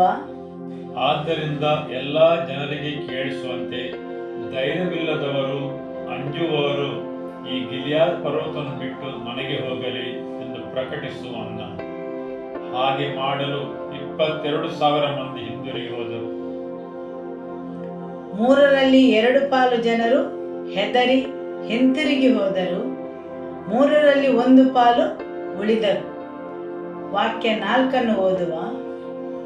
10,000 ಮಂದಿ ಉಳಿದರು. ಯೆಹೋವನು ತಿರುಗಿ ಗಿದ್ಯೋನನಿಗೆ, ನಿನ್ನ ಬಳಿಯಲ್ಲಿರುವ ಜನರು ಇನ್ನೂ ಹೆಚ್ಚಾಗಿದ್ದಾರೆ, ನೀನು ಅವರನ್ನು ಹಳ್ಳಕ್ಕೆ ಕರೆದುಕೊಂಡು ಹೋಗು, ಅಲ್ಲಿ ಅವರನ್ನು ನಿನಗೋಸ್ಕರ ಪರೀಕ್ಷಿಸುವೆನು. ಯಾರು ನಿನ್ನ ಸಂಗಡ ಹೋಗಬಹುದೆಂದು ಹೇಳುವೆನೋ ಅವರು ಮಾತ್ರ ಹೋಗಲಿ, ಯಾರಿಗೆ ಹೋಗಬಾರದೆಂದು ಹೇಳುವನೋ ಅವರು ಹೋಗದಿರಲಿ ಅಂದನು. ಹೌದು, ಇಲ್ಲಿ ಯೆಹೋವನು ಹೇಳುತ್ತಾನೆ, ಯಾರನ್ನು ಯುದ್ಧಕ್ಕೆ ಕಳಿಸಬೇಕೆಂದು ನಾನು ನಿರ್ಧರಿಸುತ್ತೇನೆ. ಯಾರು ಯುದ್ಧಕ್ಕೆ ಹೋಗಬೇಕು, ಯಾರು ಹೋಗಬಾರದೆಂದು ನಾನು ತಿಳಿಸಿದ ಈ ಜನವನ್ನು ನೀನು ಯುದ್ಧಕ್ಕೆ ಕಳಿಸಬೇಕು. ಯಾರನ್ನು ನಾನು ಬೇಡ ಅನ್ನುತ್ತೇನೆ ಅವರನ್ನು ಹಿಂತಿರುಗಿ ಕಳಿಸು. ವಾಕ್ಯ 5ರಿಂದ ಗಿದ್ಯೋನನು ಜನರನ್ನು ಹಳ್ಳಕ್ಕೆ ಕರೆದುಕೊಂಡು ಬಂದಾಗ ಯೋವನು ಅವನಿಗೆ, ನಾಯಿಯಂತೆ ನೀರನ್ನು ನಾಲಿಗೆಯಿಂದ ನೆಕ್ಕುವವರನ್ನು ಮೊಣಕಾಲೂರಿ ಕುಡಿಯುವವರನ್ನು ಬೇರೆ ಬೇರೆಯಾಗಿ ನಿಲ್ಲಿಸು ಎಂದು ಹೇಳಿದನು. ಕೈಯಿಂದ ನೀರನ್ನು ಬಾಯಿಗೆ ತೆಗೆದುಕೊಂಡು ನೆಕ್ಕಿದವರ ಸಂಖ್ಯೆ 300. ಇತರ ಜನರು ಮೊಣಕಾಲೂರಿ ಕುಡಿದವರು.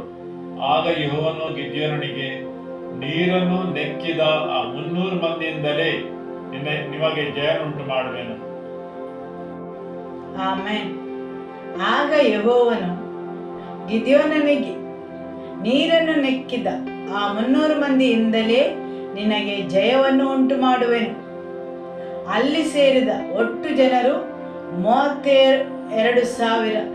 ಸರಿಯಲ್ಲವೇ? ಈಗ ನಿಮ್ಮ ಕೈಯಲ್ಲಿ ನಾನು ಮಿದ್ಯಾನರನ್ನು ಕೊಟ್ಟರೆ ನಿಮ್ಮ ಸ್ವಹಸ್ತದಿಂದಲೇ ರಕ್ಷಣೆ ಹೊಂದಿದ್ದೀರಿ ಎಂದು ನನ್ನ ಮಹಿಮೆಯನ್ನು ನೀವು ತೆಗೆದುಕೊಳ್ಳುತ್ತೀರಿ. ನೀವು ನನಗೆ ಮಹಿಮೆಯನ್ನು ನೀಡುವುದಿಲ್ಲ. ಹೌದು, ದೇವರು ಹೇಳಿದರು, ಅವರನ್ನು ಬೇರ್ಪಡಿಸು, ಭಯ ಹೊಂದಿದವರನ್ನು ಹಿಂದಕ್ಕೆ ಕಳಿಸು. ಪುನಃ ಉಳಿದ ಜನರಿಂದಲೂ ದೇವರು 300 ಜನರನ್ನು ಆಯ್ಕೆ ಮಾಡುತ್ತಾರೆ. ಆದರೆ ಜನರು ಗಿದ್ಯೋನನಿಗೆ ವಿರುದ್ಧವಾಗುತ್ತಾರೆ. ಯಾಕೆಂದರೆ ಅವನು 300 ಜನರಿಂದ ಮಿದ್ಯಾನರ ಸೈನ್ಯವನ್ನು ಜಯಿಸಲು ಸಾಧ್ಯವಿಲ್ಲ. ಯಾಕೆಂದರೆ ದೇವರ ವಾಕ್ಯ ಹೇಳುತ್ತದೆ, ಮಿದ್ಯಾನರು ಬಹುಸಂಖ್ಯೆಯಲ್ಲಿದ್ದರು. ಸ್ವಾಭಾವಿಕವಾಗಿ ನೋಡುವುದಾದರೆ ಗಿದ್ಯೋನನು ಮಿದ್ಯಾನರ ವಿರುದ್ಧ 300 ಜನರನ್ನು ತೆಗೆದುಕೊಂಡು ಹೋಗಿ ಯುದ್ಧವನ್ನು ಜಯಿಸಲು ಅಸಾಧ್ಯ. ಆದುದರಿಂದ ದೇವರು ಅವರಿಗೆ ತಿಳಿಸಲು ಪ್ರಯತ್ನಿಸುತ್ತಾರೆ, ಬಲಿಷ್ಠರಿಗೆ ಯುದ್ಧದಲ್ಲಿ ಜಯವಾಗದು. ಆಮೆನ್. ದೇವರ ಬಲವಾದ ಹಸ್ತವು ಅವರನ್ನು ರಕ್ಷಿಸುತ್ತದೆ. ಹಾಲೆಲೂಯ. ಅದನ್ನು ಅರಸನಾದ ಸೊಲೊಮೋನನು ಸಮಯ ಮತ್ತು ಅದೃಷ್ಟವೆಂದು ಬಣ್ಣಿಸುತ್ತಾನೆ. ಹೌದು, ಜನರು ಸಹ ಹೇಳುತ್ತಾರೆ ಅದು ಅದೃಷ್ಟವೆಂದು. ಆದರೆ ಅವರು ತಿಳಿಯುವುದಿಲ್ಲ ದೇವರ ಬಲವಾದ ಹಸ್ತವನ್ನು. ದೇವರ ಬಲವಾದ ಹಸ್ತವು ಗಿದ್ಯೋನನನ್ನು ಮತ್ತು 300 ಜನರಿಂದಾಗಿ ಅವರಿಗೆ ಜಯವನ್ನು ನೀಡಿದನು. ಮೊದಲಿನ ಅಧ್ಯಾಯಗಳನ್ನು ಓದಿದರೆ ನಮಗೆ ತಿಳಿಯುತ್ತದೆ ಮಿದ್ಯಾನರು ಎಷ್ಟೊಂದು ಸಂಖ್ಯೆಯಲ್ಲಿ ಇದ್ದಾರೆಂದು. ಮತ್ತು ಅವರು ಇಸ್ರೇಲಿಗೆ ಬಂದು ಇಸ್ರೇಲಲ್ಲಿ ಆಗಿರುವ ಉತ್ಪನ್ನ ಎಲ್ಲ ಆಹಾರ ಪದಾರ್ಥಗಳನ್ನು ಅವರು ಹಾಳು ಮಾಡುತ್ತಿದ್ದರೆಂದು. ಹೌದು, ಆದುದರಿಂದ ದೇವರು ಕೆಲವೊಂದು ಸನ್ನಿವೇಶಗಳನ್ನು ನಮ್ಮ ಜೀವನದಲ್ಲಿ ತರುತ್ತಾರೆ. ಯಾಕೆಂದರೆ ಆತನಿಗೆ ಮಹಿಮೆ ಉಂಟಾಗಬೇಕೆಂದು. ಆಮೆನ್. ಹಾಲೆಲೂಯ. ಆದುದರಿಂದ ದೇವರು ಬಯಸುತ್ತಾರೆ ಗಿದ್ಯೋನನು 300 ಜನರೊಂದಿಗೆ ಯುದ್ಧಕ್ಕೆ ಹೋಗಬೇಕೆಂದು. ಯುದ್ಧವು ಬಲಿಷ್ಠರಿಗಾಗಿ ಅಲ್ಲ. ಆಮೆನ್. ಧರ್ಮೋಪದೇಶ ಕಾಂಡ ಅಧ್ಯಾಯ 20 ವಾಕ್ಯ 1ರಿಂದ. ನೀವು ಶತ್ರುಗಳೊಡನೆ ಯುದ್ಧಕ್ಕೆ ಹೊರಟಾಗ ಅವರ ಕಡೆ ಕುದುರೆಗಳು ರಥಗಳು ನಿಮಗಿಂತ ಹೆಚ್ಚಾದ ಕಾಲಲ್ಪವು ಇರುವುದನ್ನು ಕಂಡರೆ ಹೆದರಬಾರದು. ಹೌದು, ದೇವರು ಹೇಳುತ್ತಾರೆ, ಯುದ್ಧಕ್ಕೆ ಹೊರಟಾಗ ಅವರ ಕಡೆ, ನಿಮ್ಮ ಶತ್ರುವಿನ ಕಡೆ ಕುದುರೆಗಳು ರಥಗಳು ನಿಮಗಿಂತ ಹೆಚ್ಚಾದ ಕಾಲ್ಬಲವು ಇರುವುದನ್ನು ಕಂಡರೆ ಹೆದರಬಾರದು. ಯಾಕೆಂದರೆ ನಿಮ್ಮ ದೇವರಾದ ಯೆಹೋವನು ನಿಮ್ಮ ಕಡೆ ಇದ್ದಾನಲ್ಲ. ಹೌದು, ಆತನು ನಿರ್ದೇಶಿಸುತ್ತಾನೆ ಮತ್ತು ನಿರ್ಧರಿಸುತ್ತಾನೆ. ಆಮೆನ್. ಅದು ಆತನ ಹಸ್ತವು ಮಾಡುವ ವ್ಯತ್ಯಾಸ. ಹಾಲೆಲೂಯ. ವಾಕ್ಯ 2 ಓದುವ. ನಿಮ್ಮ ದೇವರಾದ ಯೆಹೋವನು ನಿಮ್ಮ ಕಡೆ ಇದ್ದಾನಲ್ಲ. ನಿಮಗೆ ಕಾಳಗ ಸಮೀಪಿಸಿದಾಗ ಯಾಜಕನು ಮುಂದೆ ಬಂದು ಭಟರಿಗೆ, ಇಸ್ರಾಯೇಲರೇ ಕೇಳಿರಿ, ನೀವು ಈಗ ಶತ್ರುಗಳೊಡನೆ ಯುದ್ಧ ಮಾಡುವ ಕಾಲ ಸಮೀಪಿಸಿದಷ್ಟೇ. ನೀವು ಎದೆಗೆಡಬಾರದು, ದಿಗಿಲು ಪಡಬಾರದು, ನಡುಗಬಾರದು, ಶತ್ರುಗಳಿಗೆ ಭಯಪಡಬಾರದು. ನಿಮ್ಮ ದೇವರಾದ ಯೆಹೋವನು ತಾನೇ ನಿಮ್ಮ ಸಂಗಡ ಇದ್ದು ಶತ್ರುಗಳೊಡನೆ ನಿಮಗೋಸ್ಕರ ಯುದ್ಧ ಮಾಡಿ ನಿಮಗೆ ಜಯವನ್ನುಂಟು ಮಾಡುವೆನೆಂದು ಹೇಳಬೇಕು. ಆಮೆನ್. ಹೌದು, ಇದನ್ನೇ ನಿಮ್ಮ ಶತ್ರು ಆಶಿಸುವುದು. ನೀವು ಭಯಪಟ್ಟು ಎದೆಗೊಂದಬೇಕೆಂದೇ ನಿಮ್ಮ ಶತ್ರುವಿನ ಬಯಕೆಯಾಗಿದೆ. ಇಲ್ಲಿ ದೇವರ ವಾಕ್ಯ ಹೇಳುತ್ತದೆ, ಯುದ್ಧ ಸಮೀಪಿಸಿದಾಗ ಯಾಜಕನು ಮುಂದೆ ಬಂದು, ಭಟರೇ ಕೇಳಿರಿ, ನೀವು ಈಗ ಶತ್ರುಗಳ ಜೊತೆ ಯುದ್ಧ ಮಾಡುವ ಕಾಲ ಸಮೀಪಿಸಿದೆ. ಆದುದರಿಂದ ನೀವು ಎದೆಗೆಡಬಾರದು, ನಡುಗಬಾರದು, ಶತ್ರುಗಳಿಗೆ ಭಯಪಡಬಾರದೆಂದು. ಹೌದು, ಆದುದರಿಂದ ನಿಮ್ಮ ಪರಿಸ್ಥಿತಿಯನ್ನು ನೋಡಿ, ನೀವು ಹಾದು ಹೋಗುವ ಸನ್ನಿವೇಶಗಳನ್ನು ನೋಡಿ, ನೀವು ಎದೆಗೆಡಬಾರದು, ಭಯಪಡಬಾರದೆಂದು ದೇವರ ವಾಕ್ಯ ಹೇಳುತ್ತದೆ. ಆದುದರಿಂದ ನೀವು ಏನನ್ನು ನೋಡುತ್ತೀರಿ, ಅದಕ್ಕಾಗಿ ನಡುಗಬಾರದು, ದಿಗಿಲು ಪಡಬಾರದು. ಆಮೆನ್. ಹಾಲೆಲೂಯ. ವಾಕ್ಯ 4 ಓದುವ. ನಿಮ್ಮ ದೇವರಾದ ಯೆಹೋವನು ತಾನೇ ನಿಮ್ಮ ಸಂಗಡ ಇದ್ದು ಶತ್ರುಗಳೊಡನೆ ನಿಮಗೋಸ್ಕರ ಯುದ್ಧ ಮಾಡಿ ನಿಮಗೆ ಜಯವನ್ನುಂಟು ಮಾಡುವೆನೆಂದು ಹೇಳಬೇಕು. ನಿಮ್ಮ ದೇವರಾದ ಯೆಹೋವನು ತಾನೇ ನಿಮ್ಮ ಸಂಗಡ ಬಂದು ಶತ್ರುಗಳೊಡನೆ ನಿಮಗೋಸ್ಕರ ಯುದ್ಧ ಮಾಡುವನು. ಆಮೆನ್. ಹಾಲೆಲೂಯ. ಯೆಶಾಯನ ಗ್ರಂಥ ಅಧ್ಯಾಯ 51 ವಾಕ್ಯ 2. ನಿಮ್ಮ ಪಿತೃವಾದ ಅಬ್ರಹಾಮನನ್ನು ನಿಮ್ಮನ್ನು ಹೆತ್ತ ಸಾರಳನ್ನು ದೃಷ್ಟಿಸಿರಿ. ಅಬ್ರಹಾಮನು ಒಬ್ಬನೇ ಇದ್ದಾಗ ನಾನು ಅವನನ್ನು ಕರೆದು ಆಶೀರ್ವದಿಸಿ ಸಂತಾನದಿಂದ ಹೆಚ್ಚಿಸಿದೆನಲ್ಲ. ಆಮೆನ್. ಹೌದು, ನಿಮ್ಮ ಪಿತೃವಾದ ಅಬ್ರಹಾಮನನ್ನು ದೃಷ್ಟಿಸಿರಿ, ನಿಮ್ಮನ್ನು ಹೆತ್ತ ಸಾರಳನ್ನು ದೃಷ್ಟಿಸಿರಿ. ಅಬ್ರಹಾಮನು ಒಬ್ಬನೇ ಇದ್ದಾಗ ನಾನು ಅವನನ್ನು ಕರೆದು ಆಶೀರ್ವಾದಿಸಿ ಸಂತಾನದಿಂದ ಹೆಚ್ಚಿಸಿದೆನಲ್ಲವೇ. ಅಬ್ರಹಾಮನು ಒಬ್ಬನೇ ಇದ್ದಾಗ ನಾನು ಅವನನ್ನು ಕರೆದೆನು. ನಿಮ್ಮ ನೆರೆಯವರನ್ನು ನೋಡಿ ಹೇಳಿ, ಒಬ್ಬನೇ. ದೇವರು ಅಬ್ರಹಾಮನನ್ನು ಒಬ್ಬನೇ ಇದ್ದಾಗ ಕರೆದನು. ಅವನಲ್ಲಿ ಯಾವುದೇ ಆಸ್ತಿಯಾಗಲಿ, ಜಾಗವಾಗಲಿ, ಮಕ್ಕಳಾಗಲಿ ಇರಲಿಲ್ಲ. ಅಬ್ರಹಾಮನು 70 ವರ್ಷದವನಾಗಿದ್ದಾಗ ತನ್ನ ಹೆಂಡತಿಯಾದ ಸರಾಯಳನ್ನು ಹಾಗೂ ತನ್ನನ್ನು ಹಿಂಬಾಲಿಸಲು ಸಿದ್ಧನಿದ್ದ ತನ್ನ ತಮ್ಮನ ಮಗನಾದ ಲೋಟನೊಡನೆ ಹೊರಟನು. ದೇವರು ಅಬ್ರಹಾಮನನ್ನು ಒಬ್ಬನೇ ಇದ್ದಾಗ ಕರೆದನು. ದೇವರು ಅಬ್ರಹಾಮನನ್ನು ಒಬ್ಬನೇ ಇದ್ದಾಗ ಕರೆದನು. ಹೌದು, ತನ್ನ ತಂದೆಯ ಮನೆಯಿಂದ ಅಬ್ರಹಾಮನು, ಅವನ ಹೆಂಡತಿ ಮತ್ತು ಅವನ ತಮ್ಮನ ಮಗನು.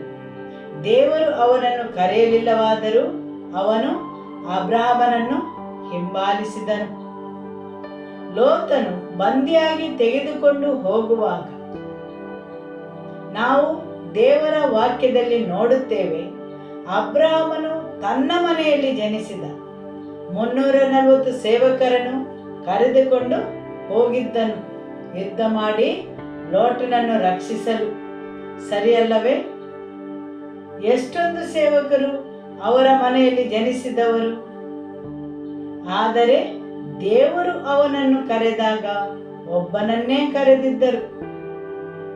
ಅಬ್ರಹಾಮನು ತನ್ನ ಮಗ ಇಸಾಕನಿಗೆ ಹೆಂಡತಿಯನ್ನು ತರಲು ಎಲಿಯಾಜರನನ್ನು ಕಳುಹಿಸಿದಾಗ ಹೇಗೆ ಕಳುಹಿಸ್ತಾನೆ? ಹೌದು, ಹಲವಾರು ಒಂಟೆಗಳ ಮೇಲೆ ಚಿನ್ನ ಬೆಳ್ಳಿಯನ್ನು ಹಾಗೂ ಇತರ ವಸ್ತುಗಳನ್ನು ಕಳುಹಿಸುತ್ತಾನೆ. ಸರಿಯಲ್ಲವೇ? ಆಮೇನ್. ನಾನು ಅವನನ್ನು ಒಬ್ಬನೇ ಇರುವಾಗ ಕರೆದೆನು, ಅವನಿಗೆ ಆಶೀರ್ವದಿಸಿದೆನು, ಅವನನ್ನು ಅಭಿವೃದ್ಧಿಪಡಿಸಿದೆನು. ಆದುದರಿಂದ ಆಶೀರ್ವಾದಗಳು ಮತ್ತು ಅಭಿವೃದ್ಧಿಯು ದೇವರಿಂದ ಬರುತ್ತದೆ.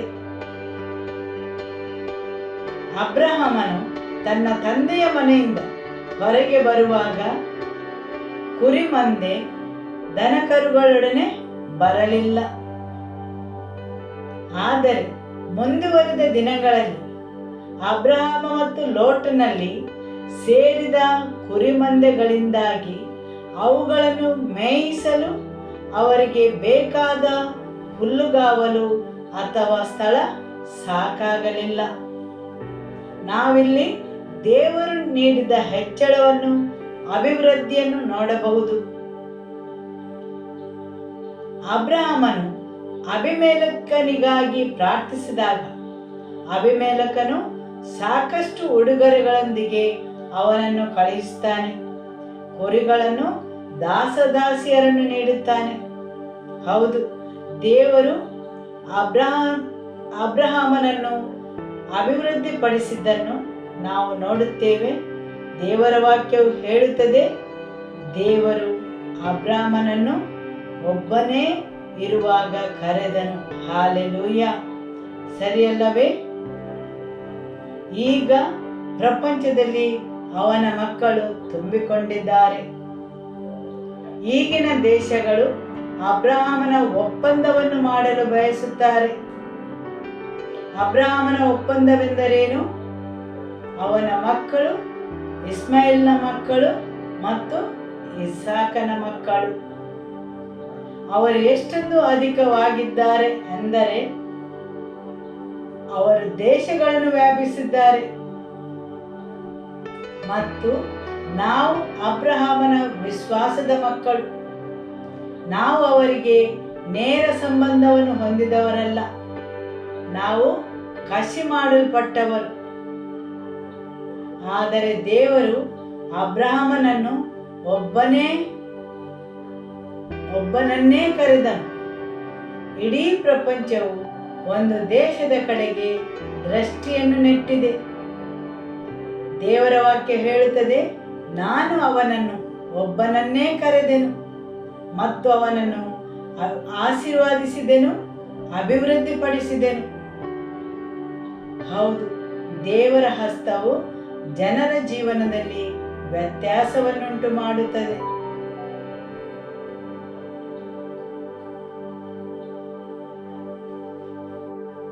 ಹಾಗಾದರೆ ಅಬ್ರಹಾಮನ ಜೀವನ ಪ್ರಯಾಣವು ಸುಲಭವಾಗಿತ್ತೇ? ಇಲ್ಲ. ಅವನ ಜೀವನದಲ್ಲೂ ಆಕಸ್ಮಿಕಗಳಿದ್ದವು, ಹೋರಾಟಗಳಿದ್ದವು. ಬರಗಾಲವನ್ನು ನೋಡಬೇಕಾಯಿತು, ಐಗುಪ್ತ ದೇಶಕ್ಕೆ ಹೋಗಬೇಕಾಯಿತು. ಆದರೂ ದೇವರು ಅವನನ್ನು ಆಶೀರ್ವದಿಸಿದರು ಮತ್ತು ಅಭಿವೃದ್ಧಿಪಡಿಸಿದರು. ಆಮೆನ್. ಸ್ವಾಭಾವಿಕವಾಗಿ ನಾವು ಅಬ್ರಹಾಮನನ್ನು ನೋಡಿದರೆ ಅವನೊಂದು ವ್ಯರ್ಥವಾದ ಆಯ್ಕೆ. ಯಾಕೆಂದರೆ ಅವನು ಮುದುಕನಾಗಿದ್ದ, 75 ವರ್ಷ ಪ್ರಾಯವಾಗಿತ್ತು. ಅವನಿಗೆ ಯುದ್ಧ ಮಾಡಲು ಅಸಾಧ್ಯವಾಗಿತ್ತು. ಅವನನ್ನು ಒಂದು ಅಪರಿಚಿತ ನಾಡಿಗೆ ಕರೆದುಕೊಂಡು ಹೋದನು. ಅವನು ಪ್ರಯಾಣವನ್ನು ಕೊನೆಗಾಣಿಸ್ತಾನೆಂಬ ಧೈರ್ಯವೂ ಇಲ್ಲ. ಆದರೆ ದೇವರು ಅವನನ್ನು ಸಂರಕ್ಷಿಸಿದನು. ಆಮೆನ್. ಹಾಲೆಲೂಯ. ಆಶೀರ್ವದಿಸಿ ಅಭಿವೃದ್ಧಿಪಡಿಸಿದನು. ಹೌದು, ಪರಿಸ್ಥಿತಿಯು ಅವನಿಗೆ ವಿರುದ್ಧವಾಗಿತ್ತು. ತನ್ನದೇ ನಾಡಿನಿಂದ ಹೊರಗೆ ಬಂದು ಒಂದು ಅಪರಿಚಿತ ನಾಡಿಗೆ ಹೋಗುವುದು. ಹೌದು, ಪರಿಸ್ಥಿತಿಯು ಅವನಿಗೆ ಅನುಕೂಲಕರವಾಗಿರಲಿಲ್ಲ.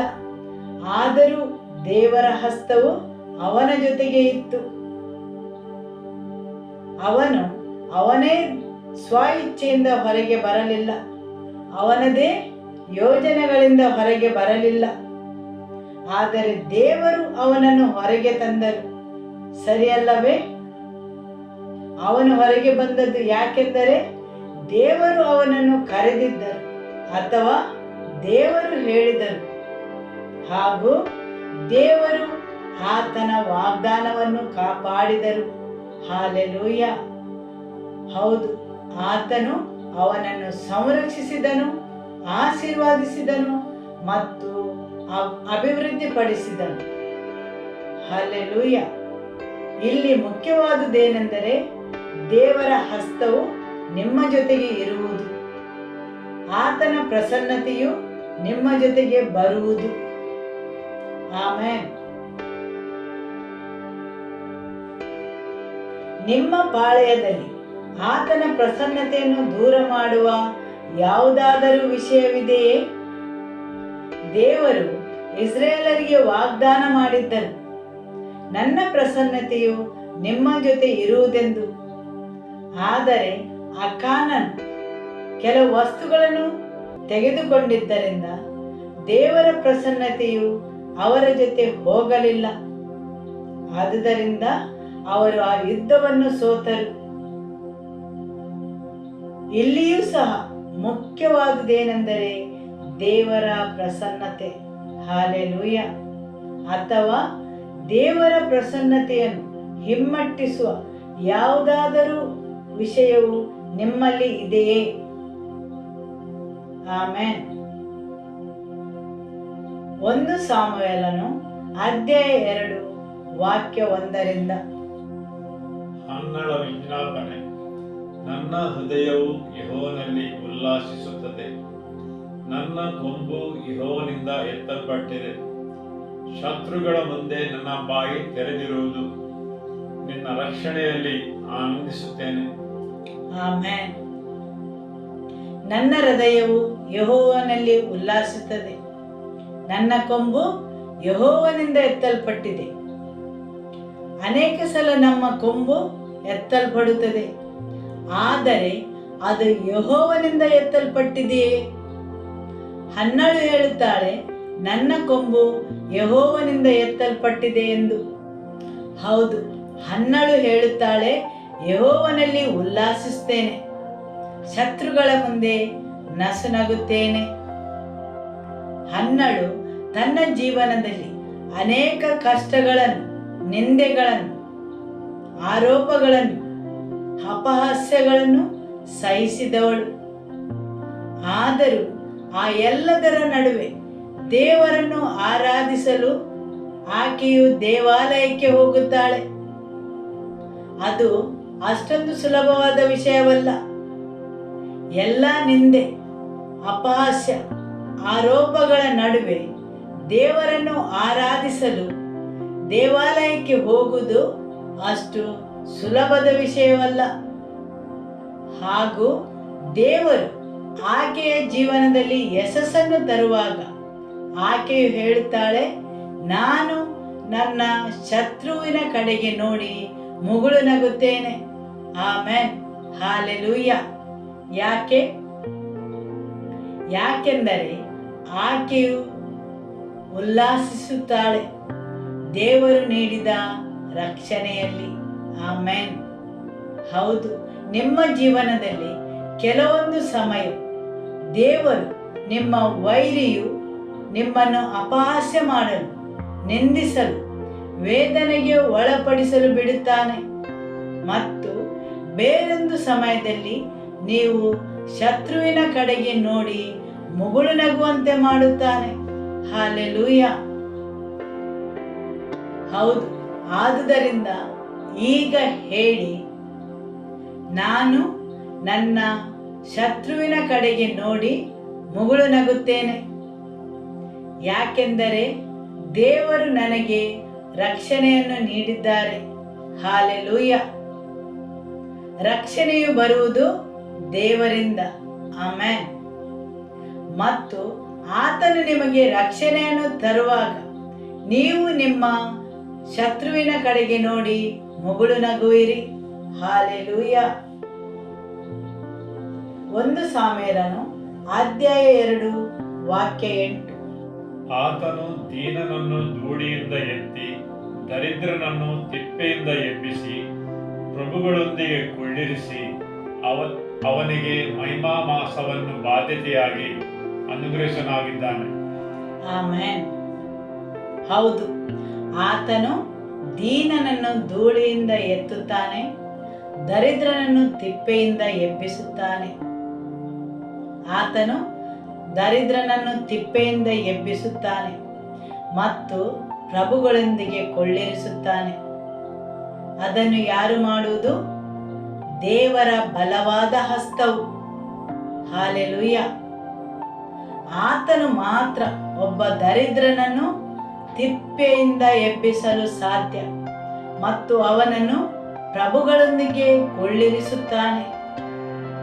ಹೌದು, ದೇವರಿಗೆ ಮಾತ್ರ ಒಬ್ಬ ಮನುಷ್ಯನನ್ನು ದುರ್ವಾಸನೆ ಬರುವ ತಿಪ್ಪೆಯಿಂದ ಎಬ್ಬಿಸಿ ಪ್ರಭುಗಳೊಂದಿಗೆ ಅವನು ಕುಳಿತುಕೊಳ್ಳುವ ಹಾಗೆ ಮಾಡಲು ಸಾಧ್ಯ. ದೇವರ ಹಸ್ತ ಮಾತ್ರ ಹಾಗೆ ಮಾಡಲು ಸಾಧ್ಯ. ನೀವು ಯಾರಾದರೂ ತಿಪ್ಪೆಯಿಂದ ಹೊರಗೆ ಬರುವವನನ್ನು ನೋಡಿದ್ದೀರಾ? ಅವರು ದುರ್ವಾಸನೆಯಿಂದ ತುಂಬಿರುತ್ತಾರೆ. ಅರಮನೆಗೆ ಸ್ವಾಗತಿಸುವಂಥದ್ದು ಅವನಲ್ಲಿ ಏನೂ ಇರುವುದಿಲ್ಲ. ಅರಮನೆಯಲ್ಲಿರುವಂತಹ ಯಾವ ವಿಷಯವೂ ಅವನಲ್ಲಿ ಇರುವುದಿಲ್ಲ. ಆದರೆ ದೇವರ ವಾಕ್ಯ ಹೇಳುತ್ತದೆ, ಅವನು ಪ್ರಭುಗಳೊಂದಿಗೆ ಕುಳಿತಿರುತ್ತಾನೆ. ಹೌದು, ದೇವರಿಗೆ ಮಾತ್ರ ಒಬ್ಬ ಮನುಷ್ಯನನ್ನು ತಿಪ್ಪೆಯಿಂದ ಎಬ್ಬಿಸಿ ಪ್ರಭುಗಳೊಂದಿಗೆ ಕುಳಿತುಕೊಳ್ಳುವ ಹಾಗೆ ಮಾಡಲು ಸಾಧ್ಯ. ದೇವರ ವಾಕ್ಯವು ಮುಂದುವರಿಸಿ ಹೇಳುತ್ತದೆ, ಅವನಿಗೆ ಮಹಿಮಾಸನವನ್ನು ಬಾಧ್ಯತೆಯಾಗಿ ಅನುಗ್ರಹಿಸುವವನಾಗಿದ್ದಾನೆ. ಮಹಿಮಾಸನವು ಮನುಷ್ಯರಿಂದ ಬರಲು ಸಾಧ್ಯವಿಲ್ಲ. ದೇವರು ಮಾತ್ರ ನೀವು ಆ ಮಹಿಮಾಸನದಲ್ಲಿ ಕುಳಿತುಕೊಳ್ಳುವಂತೆ ಮಾಡುತ್ತಾನೆ. ಆ ಮಹಿಮಾಸನದಲ್ಲಿ ಕುಳಿತುಕೊಳ್ಳಲು ಪ್ರತಿಯೊಬ್ಬರು ಆಶಿಸುತ್ತಾರೆ. ಹೌದು, ನಿಮ್ಮ ಸುತ್ತಲೂ ನೋಡಿ, ರಾಜಕಾರಣಿಗಳನ್ನು ನೋಡಿ, ಪ್ರತಿಯೊಬ್ಬರು ಆ ಮಹಿಮಾಸನದಲ್ಲಿ ಕುಳಿತುಕೊಳ್ಳಲು ಆಶಿಸುತ್ತಾರೆ ಮತ್ತು ಅವರಲ್ಲಿರುವ ಹಣ ಧನ ಅವರಿಗೆ ಅದರಲ್ಲಿ ಕುಳಿತುಕೊಳ್ಳಲು ಸಹಾಯ ಮಾಡುತ್ತದೆ ಎಂದು ಭಾವಿಸುತ್ತಾರೆ. ಅವರ ಸ್ಥಾನಮಾನಗಳು ಅವರು ಆ ಮಹಿಮಾಸನದಲ್ಲಿ ಕುಳಿತುಕೊಳ್ಳಲು ಸಹಾಯ ಮಾಡುತ್ತದೆಂದು ಭಾವಿಸುತ್ತಾರೆ. ಆದರೆ ದೇವರು ಮಾತ್ರ ಆ ಮಹಿಮಾಸನದಲ್ಲಿ ಕುಳಿತುಕೊಳ್ಳಲು ಸಹಾಯ ಮಾಡುತ್ತಾರೆ. ಆಮೆನ್. ಹಾಲೆಲೂಯ. ಐಶ್ವರ್ಯವು ಅದನ್ನು ಮಾಡಲು ಸಾಧ್ಯವಿಲ್ಲ. ದೇವರು ಮಾತ್ರ ಒಬ್ಬನನ್ನು ಎಬ್ಬಿಸುತ್ತಾನೆ ಆ ಮಹಿಮಾಸನದಲ್ಲಿ ಕುಳಿತುಕೊಳ್ಳಲು. ದೇವರು ಅವರನ್ನು ಎಬ್ಬಿಸಬೇಕು. ಆಮೆನ್. ವೇಗಿಗೆ ಓಟದಲ್ಲಿ ಜಯವಿಲ್ಲ, ಯುದ್ಧವು ಬಲಿಷ್ಠರಿಗಾಗಿ ಅಲ್ಲ. ವಿವೇಕಿಗಳಿಗೆ ಧನ ಲಭಿಸದು, ಆದರೆ ದೇವರ ಹಸ್ತವು ಅವರಿಗಾಗಿ ಚಲಿಸಬೇಕು. ಆಮೆನ್. ಹಾಲೆಲೂಯ. ಆತನು ಮಾತ್ರ ತಿಪ್ಪೆಯಿಂದ ಎಬ್ಬಿಸಿ ಪ್ರಭುಗಳ ಜೊತೆ ಕುಳಿತುಕೊಳ್ಳುವಂತೆ ಮಾಡಲು ಸಾಧ್ಯ. ಹಾಗೂ ಆತನು ಮಾತ್ರ ಅವರನ್ನು ಎಬ್ಬಿಸಿ ಮಹಿಮಾಸನದಲ್ಲಿ ಕುಳಿತುಕೊಳ್ಳುವಂತೆ ಮಾಡುತ್ತಾನೆ.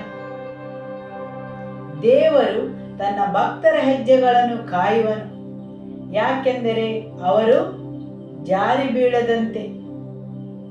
ಅಲ್ಲಿಯವರೆಗೆ ದೇವರು ಕಾಪಾಡುತ್ತಾರೆ, ದೇವರು ಸಂರಕ್ಷಿಸುತ್ತಾರೆ. ದೇವರು ತನ್ನ ಸೇವಕರ ಹೆಜ್ಜೆಗಳನ್ನು ಕಾಪಾಡುತ್ತಾರೆ. ದುಷ್ಟರು ಅಂಧಕಾರದಲ್ಲಿ ಮುಳುಗಿ ಮೌನ ಹೊಂದುವರು. ನೀವು ನಿಮ್ಮ ಸುತ್ತಲೂ ದುಷ್ಟರನ್ನು ನೋಡಬಹುದು, ಆದರೆ ಅವರ ಸಮಯ ಬರುವಾಗ ದೇವರು ಅವರನ್ನು ಅಂಧಕಾರದಲ್ಲಿ ಮುಳುಗಿಸುವರು. ನೀವು ನಿಮ್ಮನ್ನೇ ನೋಡಿ ಹೇಳಬಹುದು, ನೀವು ತಿಪ್ಪೆಯಲ್ಲಿ ಕುಳಿತಿದ್ದೀರಿ ಎಂದು. ಆದರೆ ದೇವರು ನಿಮ್ಮನ್ನು ಎಬ್ಬಿಸಿ ನೀವು ಮಹಿಮಾಸನದಲ್ಲಿ ಕುಳಿತುಕೊಳ್ಳುವಂತೆ ಮಾಡುತ್ತಾರೆ. ಆಮೆನ್. ಹಾಲೆಲೂಯ. ಹೌದು, ದೇವರು ನಿಮ್ಮನ್ನು ಎಬ್ಬಿಸಿ ನೀವು ಮಹಿಮಾಸನದಲ್ಲಿ ಕುಳಿತುಕೊಳ್ಳುವಂತೆ ಮಾಡುತ್ತಾರೆ. ಹಾಲೆಲೂಯ. ಕೀರ್ತನೆ 75 ವಾಕ್ಯ 6. ಯಾಕೆಂದರೆ ಉದ್ಧಾರವು ಮೂಡಲಿಂದಾಗಲಿ ಪಡುವಲಿಂದಾಗಲಿ ಅರಣ್ಯದಿಂದಾಗಲಿ ಬರುವುದಿಲ್ಲ. ಆಮೆನ್. ಹೌದು, ಯಾಕೆಂದರೆ ಉದ್ಧಾರವು ಪೂರ್ವದಿಂದಾಗಲಿ ಪಶ್ಚಿಮದಿಂದಾಗಲಿ ಉತ್ತರದಿಂದಾಗಲಿ ದಕ್ಷಿಣದಿಂದಾಗಲಿ ಬರುವುದಿಲ್ಲ. ಹೌದು, ದೇವರು ಮಾತ್ರ ನಿಮ್ಮನ್ನು ಉದ್ಧಾರ ಮಾಡಲು ಸಾಧ್ಯ. ಯೋಬನು ಅಧ್ಯಾಯ 36 ವಾಕ್ಯ 7. ನೀತಿವಂತರಿಂದ ತನ್ನ ಕಟಾಕ್ಷವನ್ನು ತಿರುಗಿಸದೆ ಅರಸರೊಂದಿಗೆ ಸಿಂಹಾಸನದ ಮೇಲೆ ಶಾಶ್ವತವಾಗಿ ಕುಳಿತುಕೊಳ್ಳುವ ಉನ್ನತ ಪದವಿಗೆ ಅವರನ್ನು ತರುವನು.